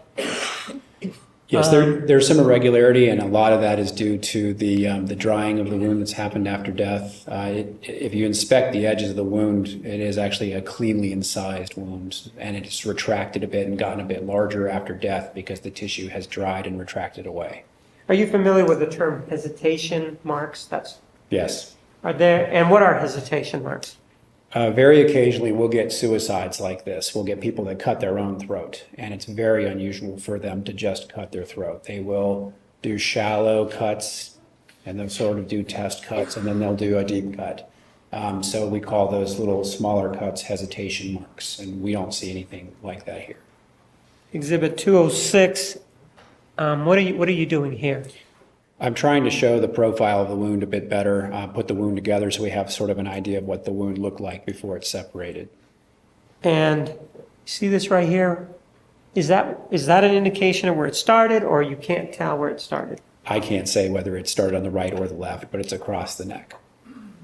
Once this was inflicted, what kind of wound is this? We've talked about the one that's in the chest, and you said, well, that's not immediately fatal, and the person would be conscious. Once this was inflicted on Mr. Alexander, is this something that's, number one, rapidly fatal, and number two, what about lapsing into unconsciousness? If you could have talked to us about those two aspects. Well, he has 2 major vessels in his throat that have been cut. He's going to lose a great deal of blood very quickly. He's going to lose consciousness within seconds, likely, and then die a few minutes later. So if an individual receives this wound, would he be able to get up and walk, let's say, 12 feet 6 inches somewhere? Yes, He he could could do get that. up and walk a couple of feet. That's possible. He could move, yes. And then he would, Collapse. and in terms of unconsciousness, so how much time are we talking about? A few seconds, probably. And death, how long would it take for this person to die if this was the only injury? If this was the only injury, again, probably a few minutes. In this case, though, you've seen that there were other injuries, and you also alluded to the fact that there was a gunshot wound, right? Yes. Take a look at exhibits 207 through 210.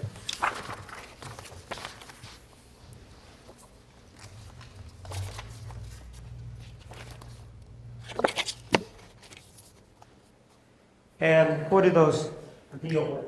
They show the gunshot wound of Mr. Alexander's right forehead.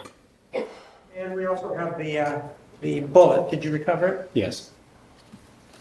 Move for the admission of exhibits numbers 207 through 210.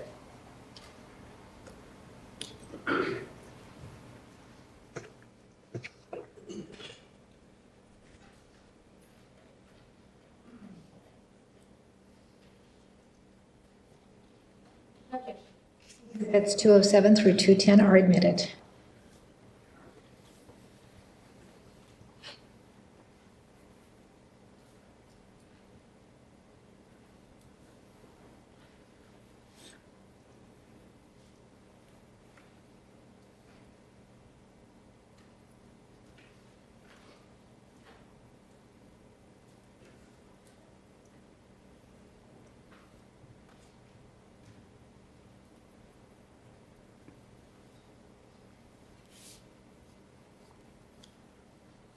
Exhibit 207. What is this right here? That's a gunshot entrance wound. And what's the trajectory of this gunshot wound? It passes down through the skull, passes through the face and downward and to the left, and terminates in the left cheek. In looking at this, are you able to tell or give us a determination as to the distance between the muzzle and his temple? I'm not. I called it an indeterminate range. I don't have sooting, I don't have stippling, any of the indicators of a range of fire here. So we really can't tell how far away it was. That's right. And 208 just shows us that same injury with the ruler next to it, right? Yes. Exhibit 209, what do we see there? That is the left cheek, and I've made an incision and removed the bullet here. This bullet and the trajectory that you've described, did it affect the brain at all? In other words, did it strike the brain or not? It must have. It passed through the front right portion of the skull. The problem in this case is that the brain was decomposed, and the brain is a very soft structure to begin with, so it falls apart very rapidly after death.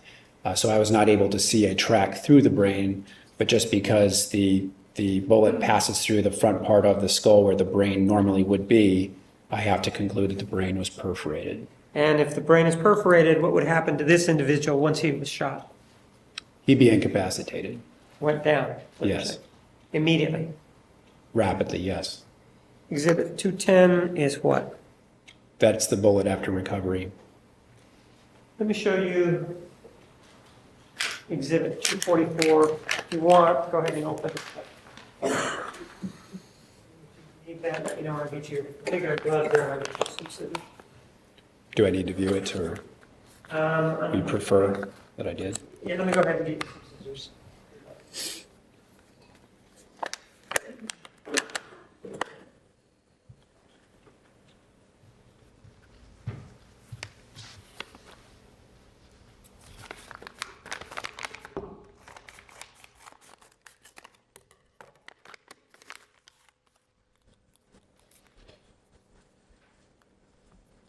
This is the evidence canister, which would be containing that projectile that was recovered. And those are my initials. All right, if you don't mind putting it back. I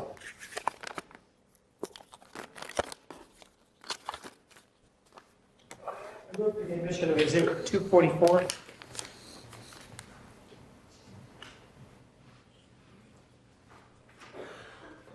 No objection. 244 is admitted.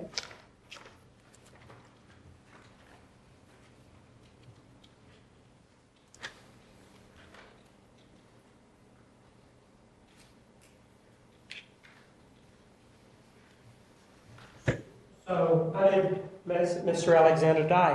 What was the mechanism of death? In other words, how did he die? Primarily blood loss. And tell me how that works on the body in terms of the blood loss and what that does to the individual as he dies. Well, after you lose blood, you lose the ability to provide oxygen to your major organs, including your brain and your heart. In this case, the first thing that would happen would be dizziness, followed by loss of consciousness, and then death.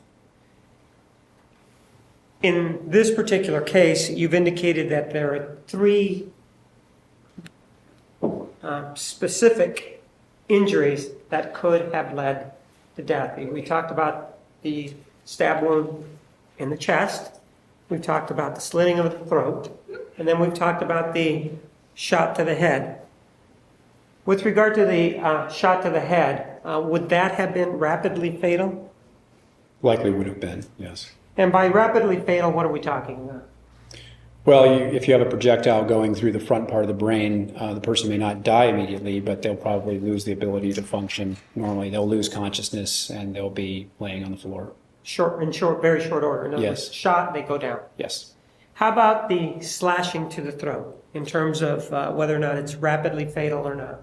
I think by far it's the most significant injury and would And be why do you most, say that? well, it's just the most hemorrhagic injury. It's the one that I can demonstrate the most significant injury to the structures that are going to cause death, like the carotid artery, the windpipe, and the jugular vein. And then the one to the heart, is that, I think we've talked about it, but in terms of rapidly fatal, less fatal, which of these, if we're going to apply that standard as to which are the most fatal, how about the one to the chest? Is that the most fatal or the least fatal? Which may not be. Probably the middle. It's a significant injury. It would definitely cause death without medical attention. And would that cause unconsciousness immediately? Yes. Not immediately. Not the chest wound, no.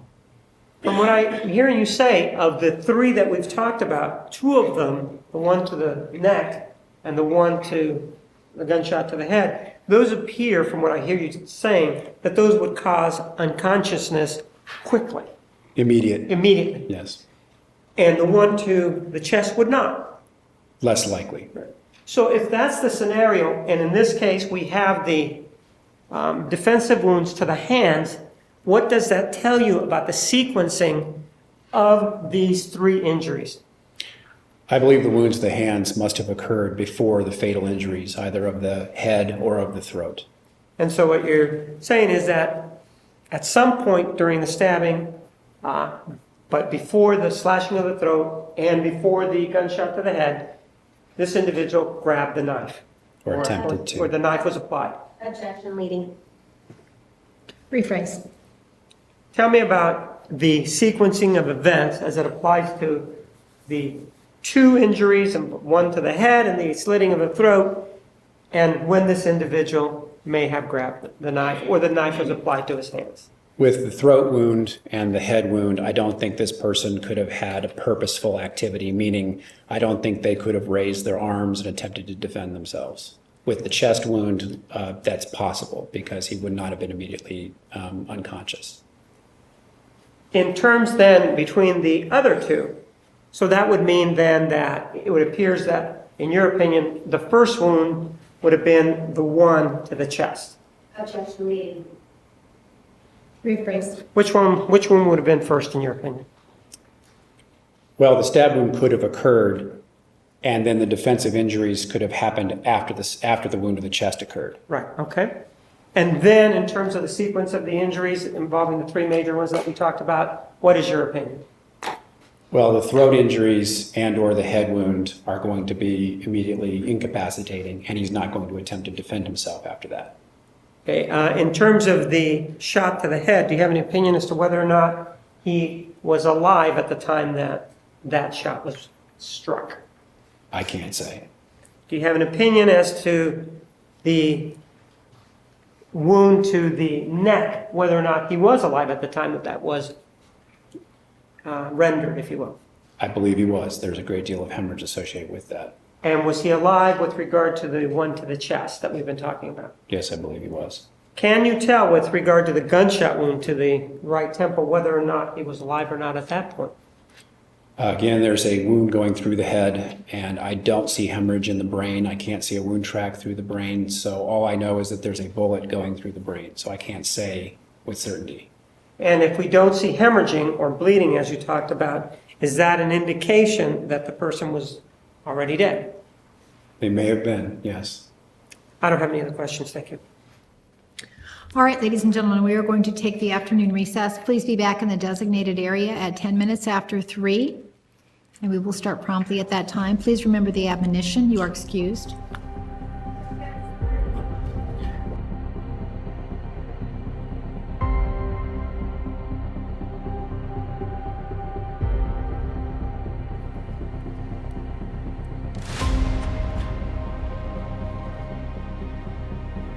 Please be seated. The record will show the presence of the jury, the defendant, and all counsel.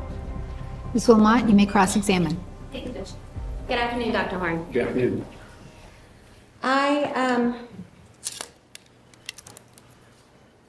Okay. So you're obviously the doctor that performed the autopsy on Mr. Alexander, right? Yes, And were you the only doctor that did that? yes, And present during the autopsy was Detective Flores, right?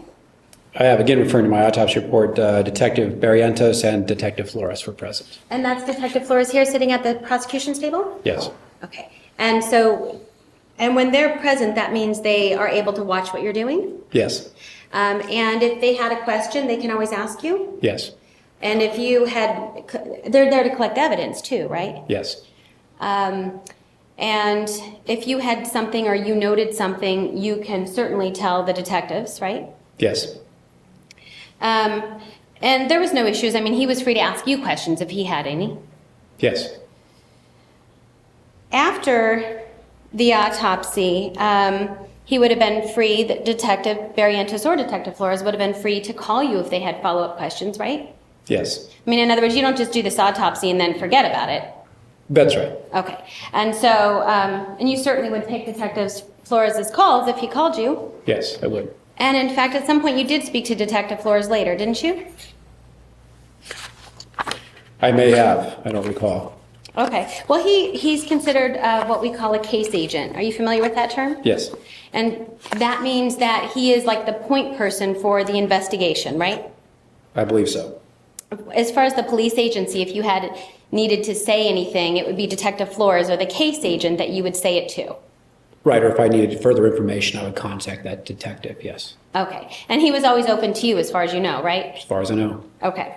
Now, during this autopsy, you learned that, I think you said that Mr. Alexander was 5'9". Yes. And at the time of the autopsy, the weight was 189. Yes. And if you need to refer to your report, just let me know. Thank you. The 189 pounds, I believe that would be during the autopsy. So more likely in life, he weighed more than that. Is that right? Yes. Do you have any type of an opinion about how much more he would typically weigh? I would go by his driver's license or recollections of family. I don't have that information. Okay. But we do know that at the point of an autopsy, especially when somebody's lost blood, they're going to weigh less than what they did in life. Yes. I want to talk to you a little bit about the gunshot wound, okay? Yes. All right. Now, we looked at the pictures, and from the pictures, it looks as though the gunshot goes in, there's an entry. Well, you're familiar with an entry wound, what that means, right? Yes. And an exit wound? Yes. There is no exit wound in this case. Okay, and an exit wound is when a projectile is leaving the body. Yes. Okay, so there's an entry wound right above his right brow, is that right? Yes. And just in the middle of his brow? Just above it, It's actually. above it, yes. Okay, and you said there's no exit wound. No exit wound. So that means that during the autopsy, you recovered the projectile in his left cheek, right? Yes. Or correct, I should say. And it was we know that the trajectory, which is the pathway of the bullet, right? That's what It's the direction. The direction. So we know that the direction of the bullet, based on where it went in and where it lodged, we know that it was coming in from the left and going down. Coming in from the right and going down and ending up on the left side. I'm sorry, heading left. Heading left, yes. Okay, right. Coming in from the right-hand side, heading in the direction of left, and then lodging in the left cheek. Yes. Okay. And it was coming in a downward position, right? It may have been deflected by the bone since it's passing through the skull. So its position in the cheek may not be the actual trajectory at the beginning of its path. Okay. So, and you know, I would assume from being a doctor, I've always heard that head wounds bleed. The scalp is something that bleeds a lot. Is that true? Yes, scalp wounds do bleed. Okay, so a head wound, a bullet entry wound above in the scalp, just above, or not the scalp, but just above in the forehead, is that something that's going to have a lot of blood associated with it typically? In a living person, yes. Okay, and so if this bullet wound is made while Mr. Alexander's living, there's going to be blood coming out of it, right? Yes. And it would be, of course, in the pictures, we just see a small little hole, but when it actually happened, if Mr. Alexander was living, there would have been quite a bit of blood coming from there. Generally, yes. Depends on what other wounds have happened. Okay. So if the throat's already been cut and he's already been bleeding from that wound, there might be considerably less blood from that wound. Okay. Assuming, though, that Mr. Alexander was alive at the time that the gunshot wound is done, so the heart is still pumping, that in that situation, you would agree, right, that there would be lots of blood coming from the gunshot wound? In that abstract sense, yes. Okay. And then the left cheek, the projectile lodging in the left cheek, that's something that would typically cause bleeding, wouldn't it? Wherever it is along its path, it's going to cause bleeding along the path. So yes, there would be bleeding into the cheek, there'd be bleeding into the forehead and into the skull intervening. Okay. And in the cheek where you were able to recover the projectile, that would be something that, had Mr. Alexander been alive, the blood would be going from his cheek and probably into his mouth, wouldn't it?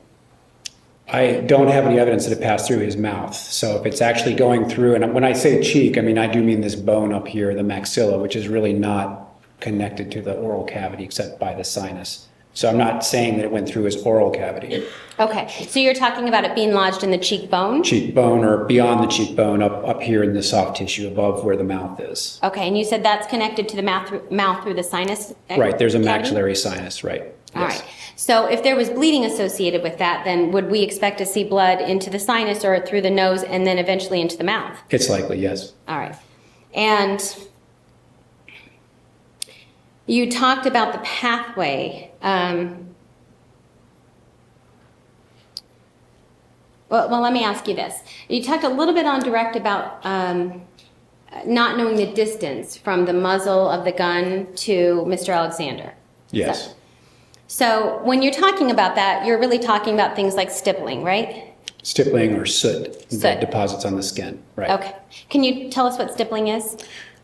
Stippling is sometimes out of the end of a firearm. If the person's close enough when they're being shot, you'll have little pieces of burning gunpowder that will come out of the end of the gun and will embed themselves in the skin. And so you'll get these little tiny dots, little stipple marks around the wound. And when we see that, we usually say that's an intermediate range of fire. And it depends on the type of firearm you're using, but it may be a couple of feet away or maybe up to a yard away, depending on what gun is used. Okay, so when you see stippling, that tells you it's that the muzzle of the gun was probably within 2 to 3 feet away from the person? Depending on the gun. So some can be considerably further away, some can be closer than that and leave stippling. So what you'd have to do is actually get the gun and test fire it. Okay. Now, when you talk about stippling and it leaving marks, those are actual burn marks, aren't they? There are abrasions, and there may be some burn to that, but most of the time it's an abrasion and it's a piece of gunpowder that's embedding itself in the skin. Okay, and those abrasions, they're not just going to go away if somebody were to pour water over them, right? No, they're embedded in the skin. So we know that Mr. Alexander's body was found in the shower and that it appeared that there was water at some point put over his body. That's Yes. not going to get rid of any stippling, right? It may wash out some of the gunpowder fragments, but the marks, the stipple marks, would still be there generally. All right, and you're confident that you would be able to know that, right? From your experience? Well, with decomposition, it may be less apparent, but in looking at him and looking at his face, I didn't see any stipple marks. All right, and so based on the fact that there's no stippling marks, you can say, I know you talk about an indeterminate range of fire, right? Yes. And that means, what does that mean to you? That means I couldn't determine a range of fire Okay. based on the autopsy alone. Okay. But because there's no stippling, doesn't it also mean that we know that the gun certainly wasn't next to his forehead? I don't think it's a contact wound. A contact wound will usually leave like a star-shaped tear, and I don't see that here. If it's not right up against the skin, but if it's very close, you usually see soot and not stippling. I don't see soot. I don't see a star-shaped tear, and I don't see stippling. So that, for me, takes it out beyond the range of an intermediate. So it's either a distant range or indeterminate. An indeterminate range of fire could be that there's some object in between the face and the gun. So if there's a garment, a towel, something like that, that can also cause you to be unable to determine a range of fire. All right. And so you know that we're talking at least 2 to 3 feet away, if not more, because of the no stippling. That's likely. Okay. I want to talk to you a little bit about the wounds on the back, okay? All in all, on the back, there was 9 wounds. Is that correct? I'm sorry, in the upper back. Let me be more specific. Yes, a cluster of 9 stab wounds on the upper back. And I think that's what you called a grouping? Yes. And they're in between his shoulders. Is that right? Yes. And these wounds, you'd consider very shallow, is that right? They are shallow, yes. And I'm going to show you what's in evidence as 193. All right, that's 193, and that's a picture of the wounds in between the shoulders, the grouping on the back, right? Yes, All right, and you see that there's a center. There's these in the center, right? yes, This group, and then there's 3 here to his right shoulder, more towards his right shoulder, I should say. yes. Now the group in the center, those actually are more of a straight on direction, aren't they? They appear to be straight, yes. There's about equal amount of tissue on either side. All right, so in other words, those are not, the ones that are, the grouping in the center, those are not a diagonal, as far as you can tell, diagonal incoming. Well, I think we got off on a sidetrack on direct, that the directionality, like the way that they're oriented isn't a diagonal, but the track itself going into the tissue is pretty much straight on. Okay, so when you talk about direction of diagonal, you're talking about that the wound is The wound itself is not diagonal. vertical, up and down. Right, Okay. And so directionality, when we talk about directionality, we're talking about where the instrument might have been coming from. yes, in Okay. terms of a trajectory. Yes, okay. So in terms of the trajectory, we're looking at the center and the back, and those look like the instrument would have been coming more of a straight on. Is that More right? straight on from back to front, yes. Okay. And the grouping on the right, we can see those look more like they are coming at a diagonal.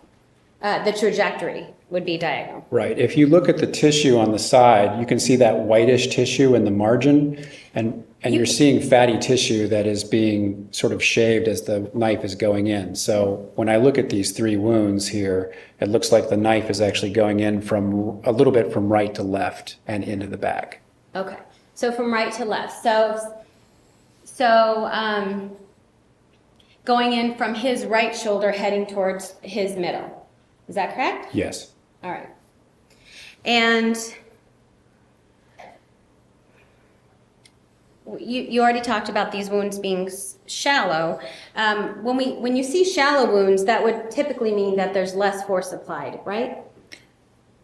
Well, it depends on what the object is that's being penetrated. In this case, there's lots of bone underneath these. So whatever force was applied was insufficient to break through a rib or break through into the spine. Okay. Well, if you assume that the same instrument is used for all these different wounds, we know that some of these wounds are deeper than others, right? Yes. And for example, the wound that penetrates into and perforates the vena cava, that one, Yes. right? The one that hits the vein that leads to the heart. Yes. That one was much deeper, wasn't it? Yes. Okay. And so typically, and that had to go through cartilage also. Yes. And so that one would require more force, wouldn't it? More than just going through soft tissue or fat, yes. Okay. And in these instances, the wounds on the back, those ones, you didn't see any chipping of the bone or anything like that. No.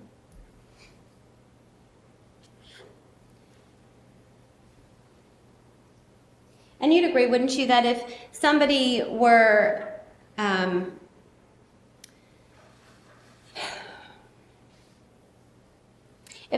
standing and if the 2 people were standing facing each other and the person with the knife is reaching over the back, that's going to have less force to it, wouldn't it, than somebody who's standing behind and being able to drive the knife right in without stop? Generally, I'd agree with that, yes. Okay.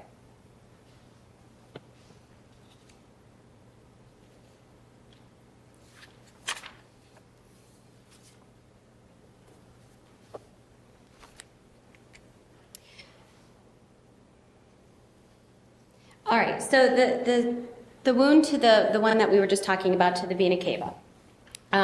In the pictures we saw that there's, it was basically in the middle of below his chest, right? Lower right chest, yes. Okay.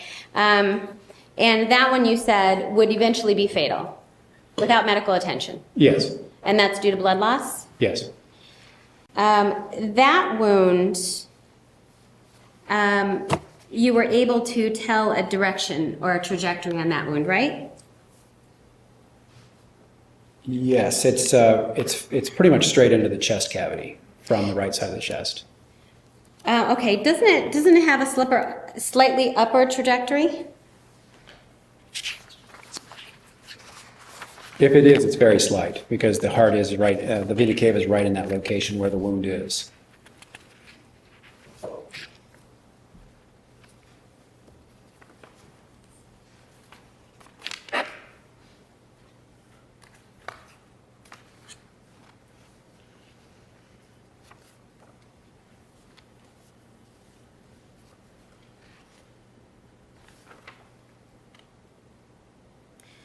Well, doesn't it have, and I don't know, let me know if you need to see a picture, but doesn't it have an undetermined lower edge so that it's going to be a slightly upper trajectory as it's going in?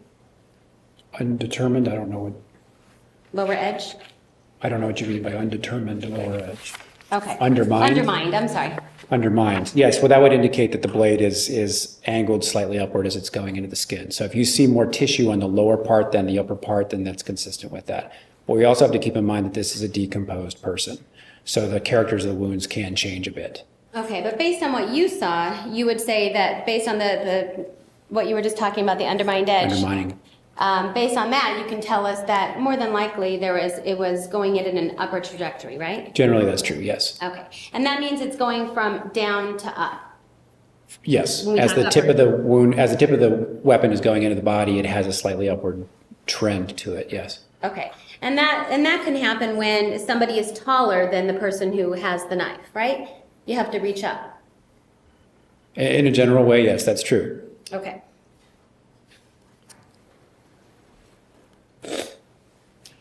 And you said that one,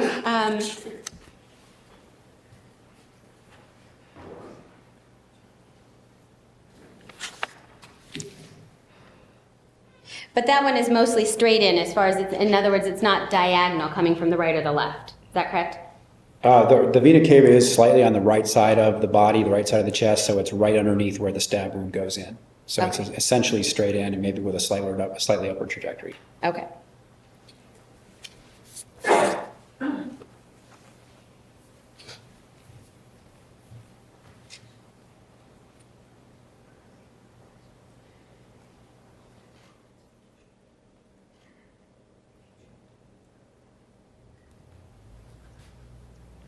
Judge, may I approach? Yes.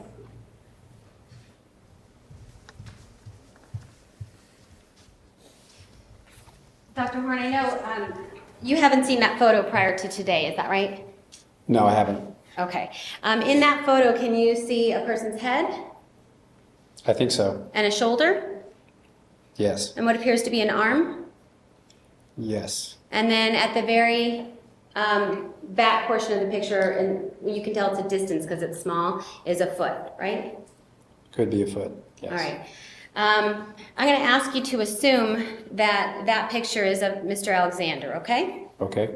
And Judge, I was going to ask to publish to the jury for demonstrative purposes. And the exhibit number for the record?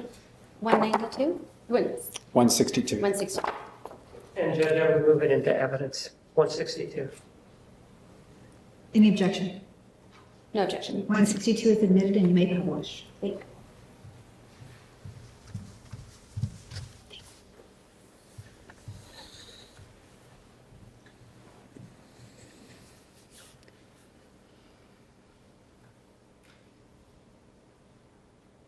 Okay, so what we were talking about is here you can see what appears to be a head, right? Yes. All right, and this appears to be an arm. I think so. Yes. Okay, and then this would be somebody's shoulder. Yes. And then the very distant part of the picture, you can see what appears to be a foot. Yes. So in this picture, it would appear to be somebody lying down almost on the floor, right? It appears that the person is lying down. I think if this is tile here, yes, that would be him laying on his back. Okay. And you can see what would appear to be blood, right? Yes. Something that's dripping over his shoulder. Yes. And that would be the person's right shoulder, wouldn't it?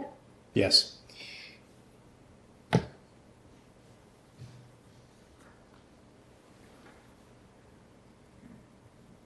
And also in this picture, the arm is up, isn't it? It looks like it's flexed up, yes. Okay, so in other words, it's not just laying limp on the floor, right? Right. Okay. And the head is also up, right? Yes, except that I don't know what this blue object is, if it's something that the head's resting against or what this is in the foreground. Does this appear to be like a foot and then a pant leg? Could be. Okay. But from what you can tell from the shoulder is definitely off the ground, isn't it? I think so. Okay.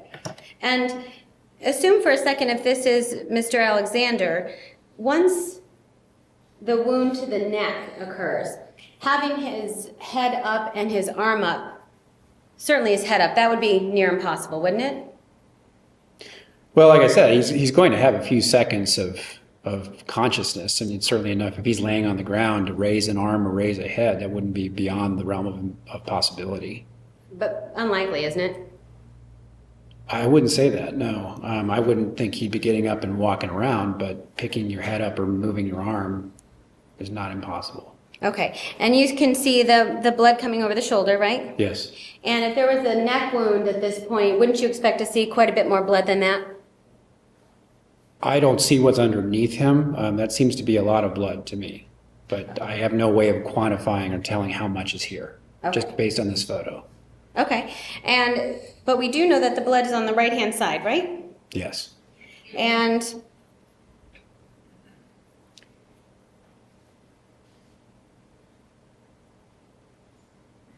we can tell that, at least from the picture, it looks like the blood is dripping down the back. In other words, it's like a drip, isn't it?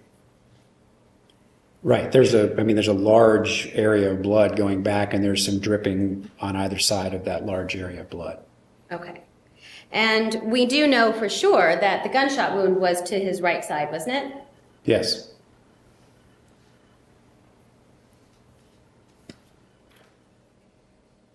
I want to talk to you a little bit more about the gunshot wound. Let's see. And we know with the gunshot wound, obviously you discuss it in your examination report, right? Yes. And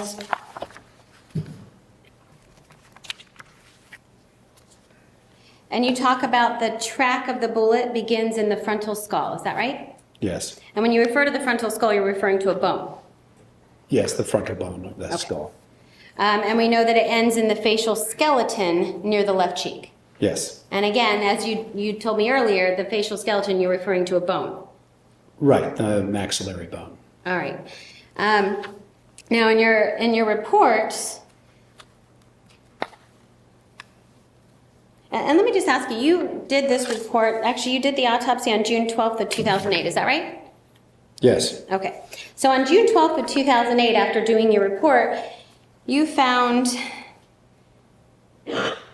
that there was no evidence, no gross evidence of significant intracranial hemorrhage. Is that right? And I'm looking on page 4. Yes, page 4 of my report.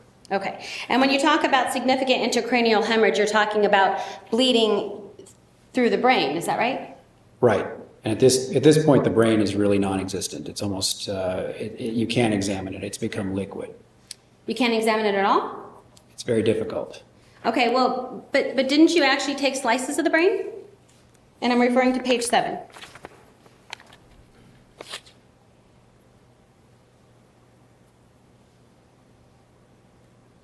Yes. So it is softened. It's not liquefied. It is still present, but it's soft. All right, so you were able, it's still there, right? Yes, it's always there. It's just the state that it's in. Okay, so the state that it was in, though, is that you were able to actually take what's called autolyzed brain, multiple serial sections of autolyzed brain. Right, so the autolysis or autolyzed, that's a term that refers to the liquefied brain tissue or very softened brain tissue. Okay. And when you talk about multiple serial sections, does that mean that you're taking slices of the brain to look through it? As best I can, I'm running a knife through the brain and trying to examine it. But Okay. that may be actual sections or may just be in terms of trying to inspect the internal parts of that tissue, whatever's there. Okay. But according to your report, that's what you did, right? Right. And in there, so, so in this part of your report, after going through these sections, again, you say it does not reveal the presence of grossly apparent trauma. Is that right? Right. So by taking through these sections, again, you don't find any evidence of trauma or like a bullet track through the brain. Nothing so clearly defined. No hemorrhage, no foreign bodies, no metal fragments. Right. Okay.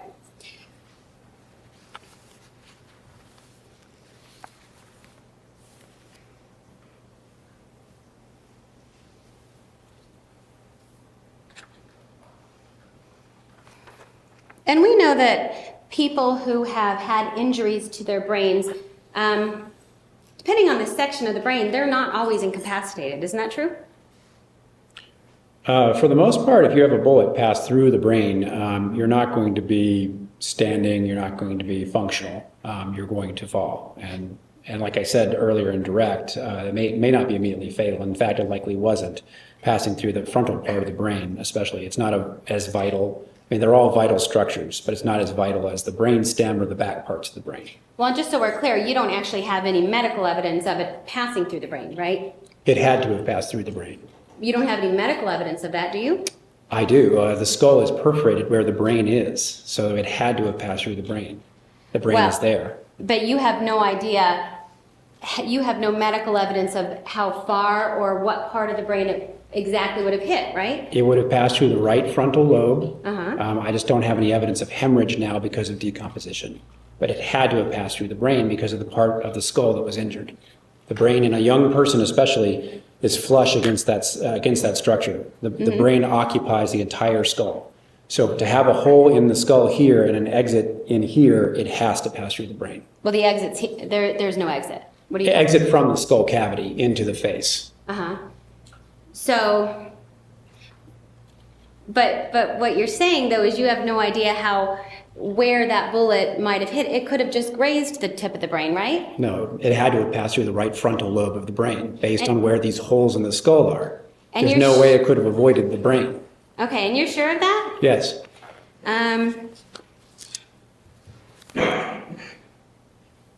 What I was talking about earlier was that with brain injuries, I mean, we've all heard the stories of the person who had the arrow went through his skull and hit his brain, or the person who had I don't know if it was an arrow or what, but actually goes through the brain, and these people are coming to the ER. Right. You've heard those stories, right? Those are different. Okay, but those are people who've had brain injuries, right? Not with projectiles. Okay. With firearms, you don't just have an arrow or an object passing through the head. With a firearm, you also have gas and you have an expansile cavity that damages the brain as it goes through. So you can shoot an arrow through the brain. It's a much lower velocity projectile and will not cause a large temporary cavity to open up in the brain tissue like a projectile would, like a firearm projectile would. So those don't cause as much damage as a bullet does, is That's what you're right. saying? That's right. But you didn't see any damage, even in your slices, right? Right. I could not document the damage because of the decomposition.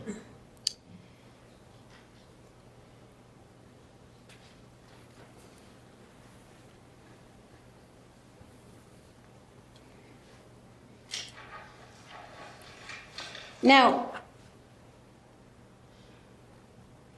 your findings during the autopsy, that would be something that you would explain to Detective Flores, right? Preliminarily, yes. Okay. And he's going to get a copy of it? A copy of my final report? Yes. Yes. All right. And like you said before, he's free to call you with questions if he doesn't know what you mean by something. Yes. And do you remember speaking to Detective Flores about close to a year later after the autopsy? No. Do you remember speaking to Detective Flores ever again? No. Do you think you didn't? Or do you just not remember? I don't recall. No. Do you have any memory of ever speaking to Detective Flores about this particular autopsy after June 12th? No. So then any information that Detective Flores would have gotten from you would have been from June 12th of 2008, is that right? I have no idea. Well, I mean, you spoke to him on June 12th, right? I assume so. He's listed as present on my report, but I don't remember him being there. Okay. And you said you've done 6,000 or so autopsies? Something like that. All right. And when police are involved, police have been present during your autopsies, right? Yes. Okay, so it makes it difficult. I'm sure they run together, do they not? Yes. But you know in your report that Detective Flores was there. You know that from, because it was documented. Just, yes, the documentation. All right.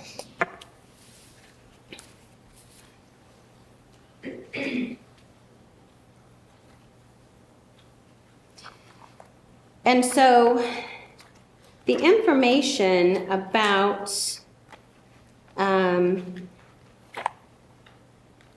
let's talk about the gunshot wound first. So any information that Detective Flores had about the gunshot wound, I guess then would have come from June 12th, right? If you don't remember ever talking to him again. Objection, speculation is for Detective Flores. Take this information. Overruled, you may answer. Sorry, can you ask it again? You're the only doctor who did this autopsy, Correct. right? And so any information that Detective Flores has about the autopsy itself would have come from you, right? Objection, speculation. Sustained. Any information would have come from the autopsy that you did. Objection, speculation, and as to what information she's talking about. Sustained. You provided your report to Detective Flores, right? Not myself personally, but my office would have mailed it to him. Yes. Yes, it goes to the police department, doesn't it? Yes. Okay.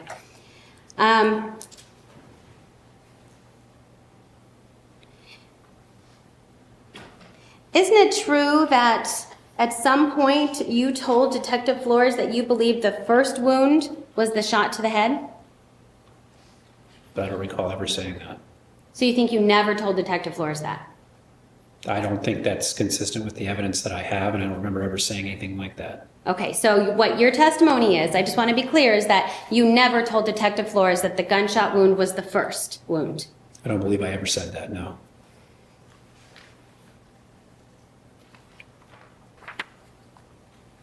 And do you remember telling Detective Flores that you knew this because the gunshot wound wouldn't have completely incapacitated somebody? I don't recall saying that either. Is that something that you think you would have never said to Detective Flores? I think I've said it here in court that I don't think it would immediately incapacitate him or kill him, but it would be a serious injury. But I don't recall telling Detective Flores that, no. Okay, so let me back up for a second. So you're saying that the gunshot wound is not immediately incapacitating? I would say not immediately fatal. Okay, But I'm not think- talking about fatal, I'm just talking about incapacitating. I think, yes, I think that it would be incapacitating. It's passing through his brain, so yes. Okay, so, and that's assuming it passed through his brain. You would say it's incapacitating, right? I'm saying it did pass through his brain. All right, and so, so then you wouldn't have told Detective Flores that that particular gunshot wound would not have completely incapacitated someone, right? I guess you wouldn't have said that. I don't recall having a conversation with the detective at all about anything. I'm sorry, I missed the last. I don't recall having a conversation with the detective at all about this case. Okay.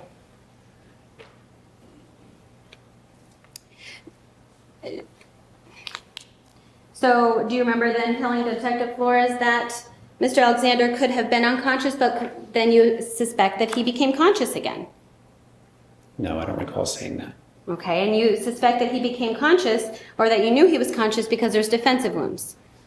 Well, I think you'd have to be conscious during the defensive wounds. I don't recall telling Detective Flores that. Okay. But if the gunshot wound comes first, and then the defensive wounds come after that, obviously he would have to be conscious for that. I don't think that makes sense. I don't think he got the gunshot wound and then got defensive wounds. I think he would have been unconscious. Okay, so that's something you never told Detective Flores? Again, I don't recall ever having a conversation with him about anything.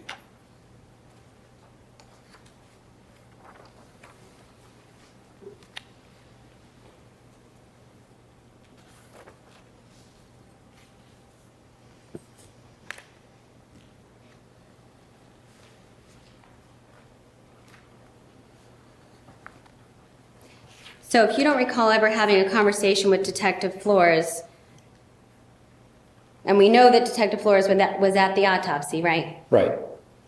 So then, can we assume then that you never spoke to him again? That was 10 years ago. I don't remember. It wasn't 10 years ago, it was in 2008. 2, 6. 4.5. Several years ago. Okay, I so you don't remember. recall speaking to him again, no. So then it's possible that you spoke to Detective Flores? Sure. Okay. And it's then possible that you might have said these things to Detective Flores? I don't believe I would say those things, no. I don't think they're consistent with what I'm saying here. Okay. And so,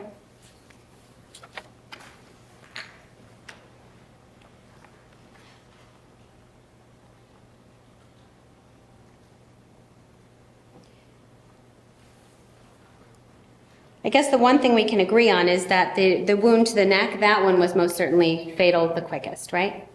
Yes, that's the most significant one in my opinion, yes. Okay.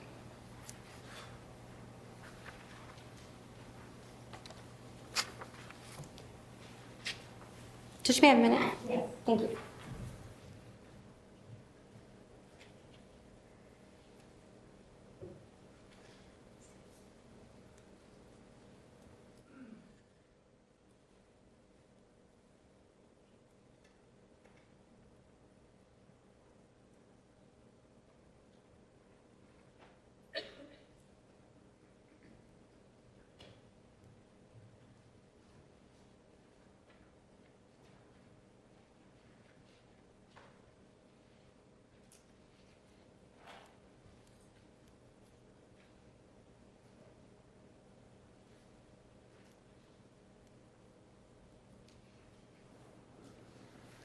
Do you remember giving your opinion to Detective Flores that the cut to the throat was the last wound? No.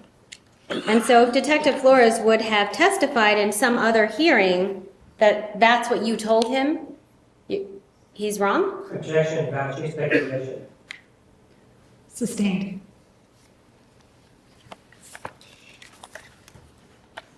And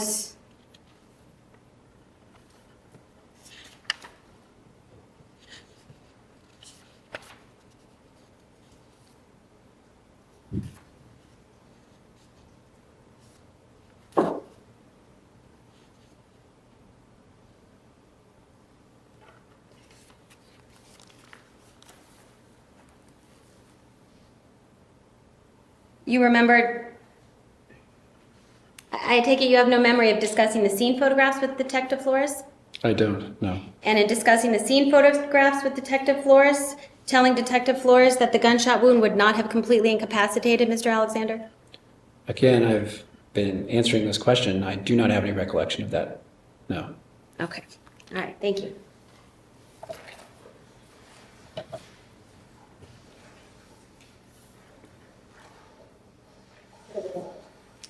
Rita Barrett. Sir, in terms of the sequencing of the wounds, do you remember having an interview with this individual sitting here with the glasses? Do you remember having an interview with him? Vaguely, I do remember the defense interview. You were interviewed with regard to this case, right? Yes, And you have a copy of that interview, don't you? I do. And you were asked about the sequencing of these injuries, weren't you? Yes. Sustained. All right. Did you talk to them about the sequencing of the injuries? Yes. And at any time, did you stop the interview and say, no, I don't want to talk to you about the sequencing of the injuries? No. And were you asked about the sequencing of the injuries? Yes. And what did you tell them during that interview that you had with them? That I felt that the gunshot wound may have been last, but at any event, the gunshot wounds and the wounds to the neck would have had to have come after the defensive wounds of the hands. And is that what you told us today? Yes. Now, sir, with regard to the procedure or the process that takes place when a body is brought in terms of when you conduct the examination, who is in the room with you? Forensic technicians, photographers, sometimes medical students. Do you take the photographs? No. In terms of the individuals from law enforcement, you indicated that they're there via your report, right? Yes, they're in an observation area. But in terms of the examination room itself, Is the detective there looking over your shoulder and questioning you as you conduct this examination? Is that how it's done out there? No. Where are they, physically speaking, the detective, when this examination is going on? They're in an observation bay separated by glass. And if they want to talk to you during this particular process, how does that work? In other words, if they want to provide you advice as to whether or not an injury went through the brain or not, how is it that they provide this advice to you? They don't generally. But if they do want to talk to you, how does it happen? They have a handset they can pick up, and I can hear them in the autopsy area. And then I will come to the door or the window, and I'll talk to them. And as you're conducting this examination, is it your practice to immediately form an opinion as to which injury is first, which is second, and which is third, if there's three of them? No. Why not? Why would you not immediately tell them, oh, I know this one's the first one, this one's the second one, this is the third one? Why wouldn't you do it that way? Well, often we can never establish that, but I do want to have an opportunity to look at the whole case, get investigative reports back, get toxicology, histology, and then come to a final report. And this report that you prepare, when is it due? In other words, how long does it take you to prepare this report with your impressions? Varies, minimum of a month, maximum of 4 to 5 months, depending. In this case, I think you conducted the autopsy, June 16th, I think? June 12th. June 12th. And what date is your report dated? July 15th. And how many, so that's roughly what, a month later? 5 weeks, so, yeah. And how many pages is your report? 8 pages. And in that report, is there any place that indicates that the gunshot wound or which injury was first or last? Anywhere does it indicate that? No. In terms of you being asked about the sequence of events, in terms of these fatal injuries, when, according to your records, was the first time that you were asked about the sequencing of events? According to my recollection, it would have been at the defense interview. And before that, you didn't write it in your report, right? That's right. And is it your practice to write the sequencing of events in your report? No. Why not? It would be speculative, and I am simply providing information about the injuries that I see. And then once you've had a chance to have all this information before you, that's when you make your determination then, right? Yes. You were asked about this photograph here, which is exhibit number 162. Let me have it marked since it is in evidence.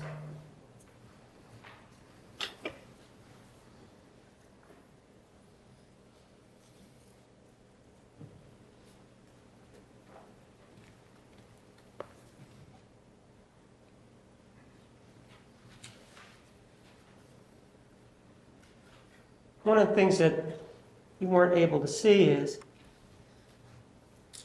there's a date and time associated with that, correct? Yes. What is the date, if you can see it, and time? June 4th, 2008, 5:32 in the evening. 16 seconds, 16 right? seconds. And it does show a head, right? Yes. And you were asked over and over not whether this was a foot. Do you remember that? Yes. If that were a human being's foot, would you have any problem saying that perhaps this human being had another foot if they were a normal human being? No. And would you have any problem saying that this individual, if he had 2 feet, would also have 2 arms? Yes. Well, you would know that they would, right? Yes. Do you know whether or not the right arm, the left arm, do you know what that right or left arm is doing? No. Do you know whether or not that right arm or left arm is holding what you said may have been a right arm, whether or not that's holding up that arm? That's certainly possible. And you don't know what, for example, the left arm is doing, do you? That's correct. And this part up here, I know that this is straining a little bit of credibility, and I don't know medical science, but that's the top of the head, right? Yes. And if I'm wrong, tell me that, right? Yes. And this part right here is the neck, right? Yes. You see any blood coming down this from the top of the head? It's very dark. I can't say for sure whether. But can you see any blood coming from the neck area there? Yes. And if you see the blood coming from the neck area and you know the injuries, and assuming this is Travis Alexander, what would you associate that blood with? They cut to the throat. And with regard to the injury to the the chest area, if his head is up in that position and his arm is being lifted in that position, and knowing what you know about gravity, would you think that this blood was coming from the injury to his chest or the neck area? Neck area.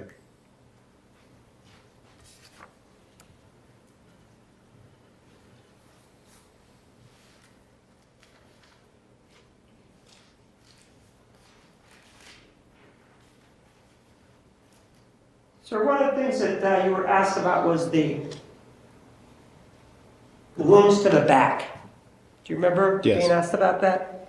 And this question may or may not be your area, but with regard to human beings, are men's arms longer than women's or not? I don't know.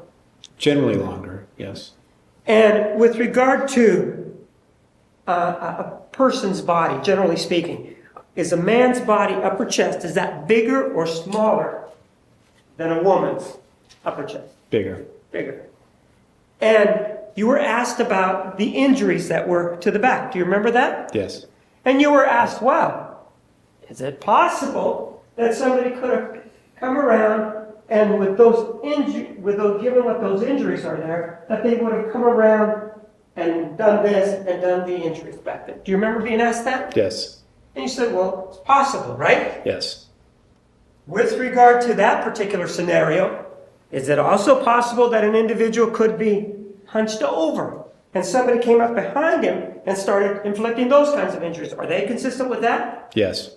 And with regard to the injury to the chest, you said, well, it's slightly upward. Do you remember saying that? Yes. Is it possible that with regard to that injury, it could have come up like this? Was that possible? Yes. Is there any impediment or anything in the way to doing something like that? No. Do we have to wrap arms around somebody to get that injury, or can we do it just like this? It can be from the front or back. Yes. What is it consistent, that injury, if somebody is sitting down, male, Mr. Alexander, is it consistent if he's sitting down and somebody is standing and you come up and do that? Is that consistent with that? Yes.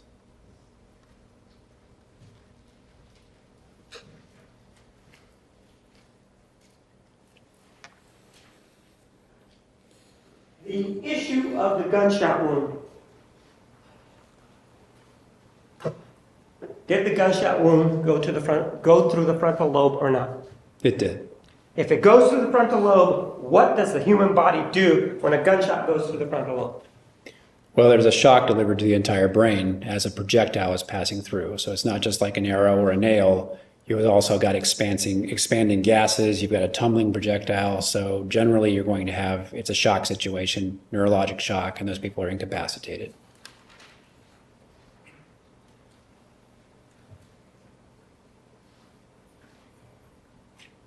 And that gunshot wound that we're talking about, did it go through the mouth or not?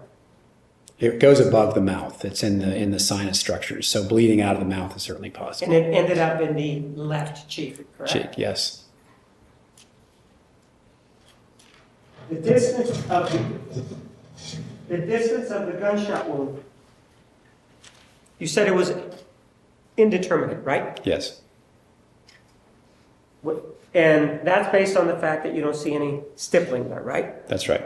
And indeterminate to you in this case, if it's indeterminate, I know what the word means, but how far, can you give us any parameters whatsoever as to how far or how close the gunshot was? Again, I'm not a ballistics expert, but generally speaking, for most firearms, it's going to be a minimum distance of a couple of feet, at least. Okay. And this gunshot wound, was there hemorrhaging that was associated with it on the path that it traveled? In the scalp and in the cheek area, there is some hemorrhage. There is no hemorrhage detected in the skull itself. And what does that mean to you in terms of the sequencing, whether or not the person was alive or not alive, if there's no blood there? If there's less blood, it may mean that the other injuries preceded that, and there was just less bleeding because there was less blood to come out of the body.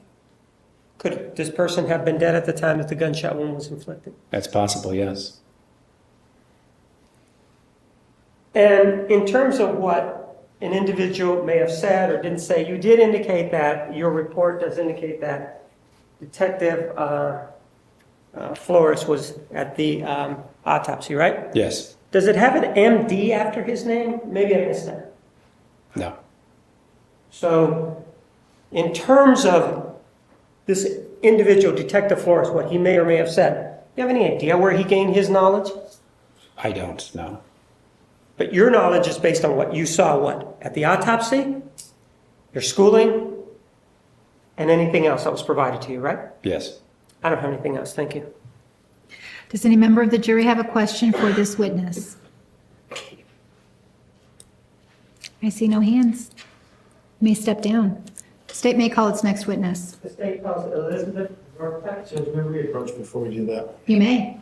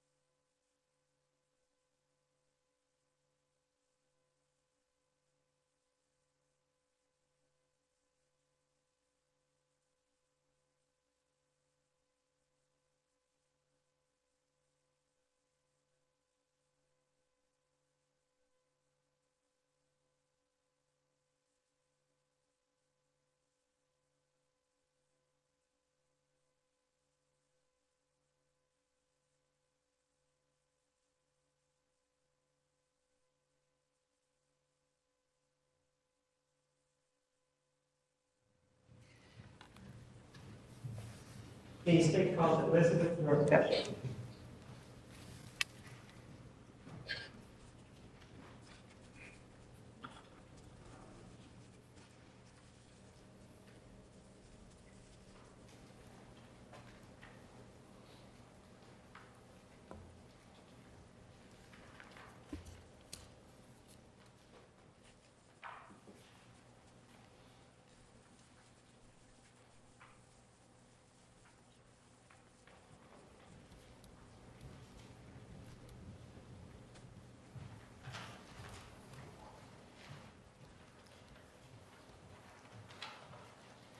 Can you spell your last name for me?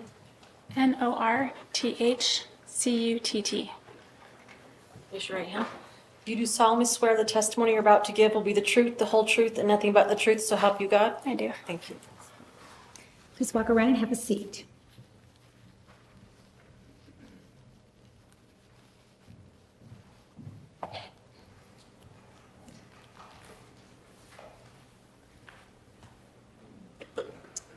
May I have your name Elizabeth A. Northcutt, and who do you work for? the City of Mesa Police Department Forensic Services Section. What do you do for them? I'm a forensic firearms examiner. And as a firearms examiner, what are your day-to-day duties? I do firearms examinations, cartridge case and bullet examinations, distance determinations, serial number restorations, respond to crime scenes for documentation. The microphone's a little bit far away, if you don't mind. It's the one in front of you. It's that one. How long have you been employed involving this particular area? In firearms, Yes. 8 years. And in this, involving the investigation or the murder of Travis Alexander, did you have occasion to take a look at a cartridge casing? Yes, I did. What is a cartridge casing? A cartridge casing is a container that holds powder, a primer, and a bullet in a cartridge, which is a basic unit of ammunition. You said that it holds a bullet. Does the casing always have to hold a bullet or not? No, it doesn't. What if a bullet is fired? What happens to the casing? Then it's a fire cartridge case. With regard to the casing, if it is fired from a semi-automatic handgun, what happens to the casing after the bullet is fired? It is extracted and ejected. What is a semi-automatic handgun, and why is the casing extracted and ejected? A semi-automatic handgun is a handgun that extracts and ejects fire cartridge cases. When the cartridge case is fired, the firing pin hits the primer, which is in the back of the cartridge case, and that ignites the powder inside the cartridge case, which begins to burn, producing gas. That gas makes pressure inside of the cartridge case, which then pushes the bullet down the barrel and on its way toward a target. The pressure also pushes back on the slide in a semi-auto pistol and extracts and ejects that cartridge case. Are you familiar with a revolver? Yes, I am. And in terms of the casing issue and extraction and putting it out there, what is the difference? A revolver does not automatically extract and eject the fire cartridge case. You have to manually open the revolver's action and remove the cartridge case before you can put another cartridge in a chamber. So if you find a casing at a scene, for example, what does that indicate to you? In terms of whether it's a semi-automatic or a revolver? With revolvers, you typically do not find cartridge cases at a scene. Why is that? And you'd have to reload the revolver. You'd have to open the action, remove the cartridge case, and leave it at the scene.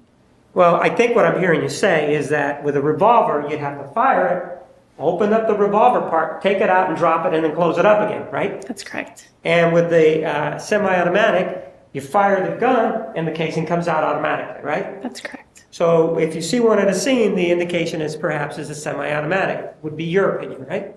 Yes. Now, take a look at Exhibit 218 and see if you're familiar with that.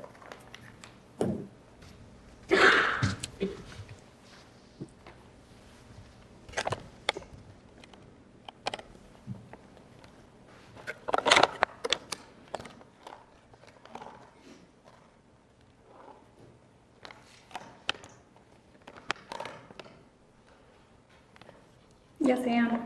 Do you recognize it? Yes, And have you had occasion to examine it? I have. What kind of, all it is not all, but it's a casing. What is it that you did with it to further this investigation, or what was it that you were asked to do? I examined the cartridge case and observed that it had a head stamp Okay? that read Win 25 Auto. What does that mean to you, Win 25 Auto? It is manufactured or branded as Winchester. And when it says auto, I thought we were talking about semi-automatic handguns. Well, does the fact that it say auto on it mean something to you? The auto is part of the name of the cartridge, and it designates that it is designed to be fired in a auto-loading pistol. It's what now? What did you say? I didn't understand what you said. The auto in 25 Auto is part of the caliber designation for the cartridge case. And so the auto is, in this particular instance, indicates that it was this cartridge, it's the designation. So 25 Auto is designed to be fired in an auto-loading pistol. So are you saying that this 25 auto can only be fired in an automatic handgun? Is that what you're telling me, or not? No, that's... What is it that you're telling me? Is that just the name of it, Winchester Auto, 25 Yes. Auto? Is that all it is? Is that all you're telling me? It's a caliber designation, yes. Okay, and in anything else with regard to that casing? I entered that casing into the National Integrated Ballistics Information Network. Why would you do that? The database holds cartridge case images from other crimes, and we enter images of other crime evidence in that database to look for hits or high confidence candidates. So when you enter a cartridge case into that, it gives you a list of possible candidates back. You go through those correlations and you determine if there are any high confidence candidates. So if there are any hits. I did not find any in this case. So in this case, you entered it in a database and you got nothing back, right? That's correct. Anything else with regard to that casing that you did? No. Did you also have occasion to work with exhibit number 244? And this is the bullet from the medical examiner.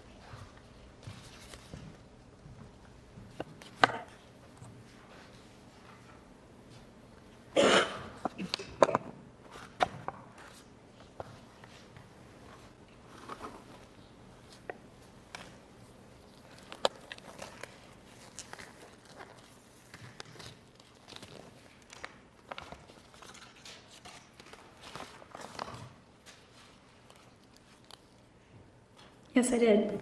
Okay, and if we take a look at it here, it's exhibit 210. You see that? Yes, Is that the bullet? it appears to be. When you say it appears to be, always leaves room for doubt. Do you need to open it to make sure or not? Why don't you open it up and take a look at it to make sure it is the bullet?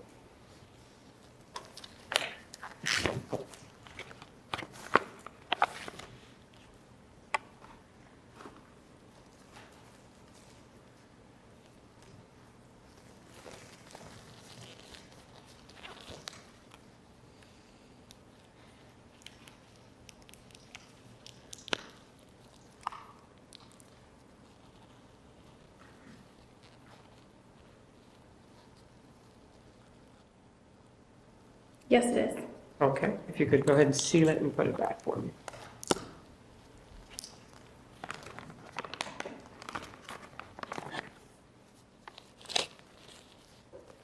With regard to this bullet, were you able to determine the caliber of this bullet? In other words, can you just take a look at that bullet and go back and see what the caliber of it is? I examined the basic physical characteristics of that bullet, and I measured the base diameter, which helps us to figure out caliber. I also looked at the bullet weight and the other style that the bullet has. And all of those led me to the determination that this is consistent with the 25 auto bullet. So you can go back and attempt to do that then, right? Yes. And what is it that indicate, how much does a 25 caliber bullet weigh? Typically about 50 grains. 50 grains? Yes. And how much did this bullet weigh? 44.8. And the fact that it didn't weigh the same, does that indicate to you that it isn't the 25 or that it is, given the circumstances? No, bullets are frequently damaged when they're fired, and they can lose weight that way. So that's not a big discrepancy, 44.8 to 50 grains. And anything else about the bullets that you found? For example, any markings, striations on it, anything like that? Yes, there were rifling impressions on the bullet. When you say rifling impressions, those are impressions on the bullet, right? That's correct. And these impressions on the bullet, what are they made by? They're left by rifling inside the firearm. So is barrel. it the muzzle of the gun that leaves them? Is that where the rifling is? The rifling is from in the entire barrel. So of it's in the firearm. barrel of the gun. Yes. And what characteristics did this one have? This one had 6 rifling. What rifling is it's a series of helical or spiral grooves that go the length of a barrel. And what they do is they help impart stability to the fired bullet. And so, looking at the rifling, I think you said it was 6 slants and grooves, I think? 6 slants and grooves with a right hand twist. They can either be right or left hand twist. So 6 slants and grooves with right hand twist, is that consistent with a 25 caliber bullet? Or not? Or it has nothing to do with that? It has nothing to do with it. Okay. Is it your opinion that this is a 25 caliber bullet? Yes, fired 25 caliber bullet. To get back very quickly to the casing, take a look at Exhibit 114. It'll autofocus in a minute.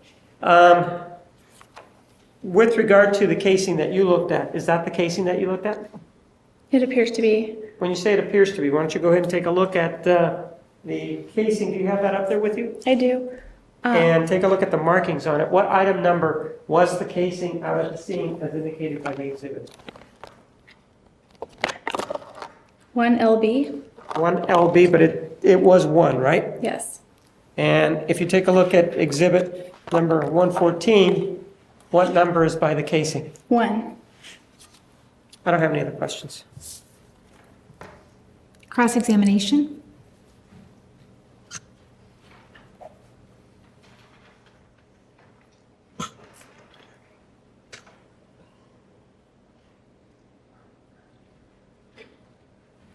Good afternoon, Ms. Northcutt.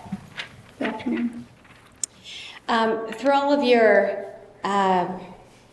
examinations that you did on the casing and the bullet, you were never able to match either one to a specific gun, right? Did not have a firearm in this case, no. And in fact, this casing and, this particular casing actually can match several different types of guns. Is that right? That's correct. And you're familiar with crime scenes, aren't you? Yes. And in crime scenes, especially if there's a struggle that is going on, you know that casings aren't always left where they are ejected. That's correct. Sometimes they can be kicked around. Yes. All right, thank you. That's all you got. Any redirect? With regard to this 25 caliber casing, is it a magical casing? No. Objection argumented. Sustained. Is there anything unusual about this 25 caliber casing? No. And so that if, for example, there's blood on the ground, assuming that you were talking about a crime scene, you've been to crime scenes, right? Yes. And there is blood on the ground. Take a look at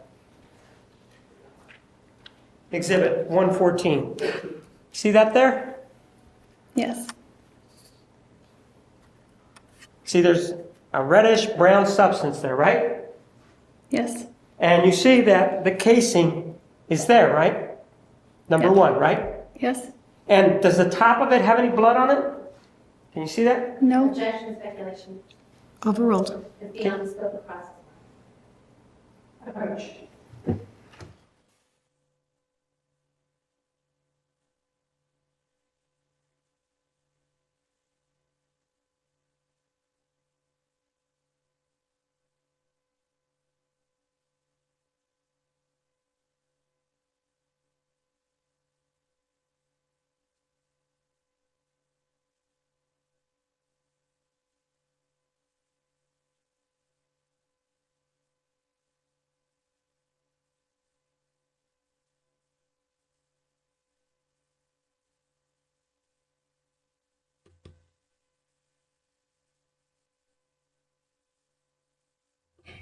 May continue.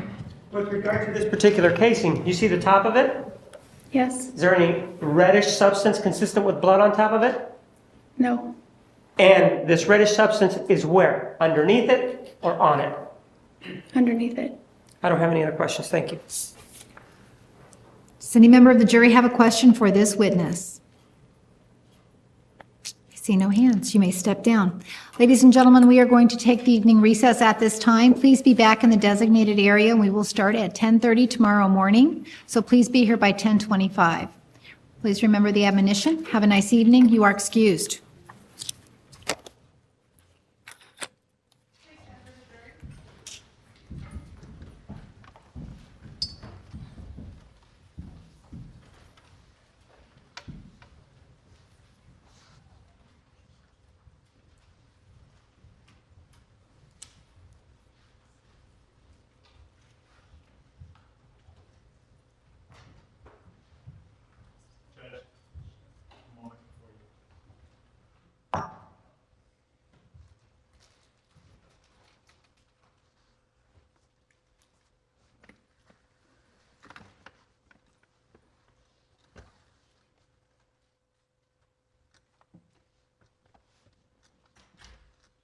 So the jury has left the courtroom, Mr. Nurmi.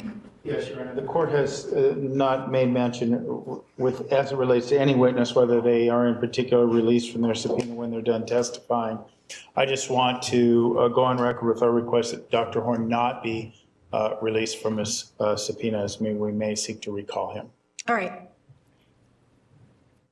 And did we ask the state as which witnesses will be called I tomorrow? got it. Oh, you got it? Oh, I'm sorry. We already know. All right. Counsel, if you want a witness released from the subpoena, you need to let me know at the end of their testimony. Otherwise, I will assume that you may want to recall them, and I will not release them. All right. All right.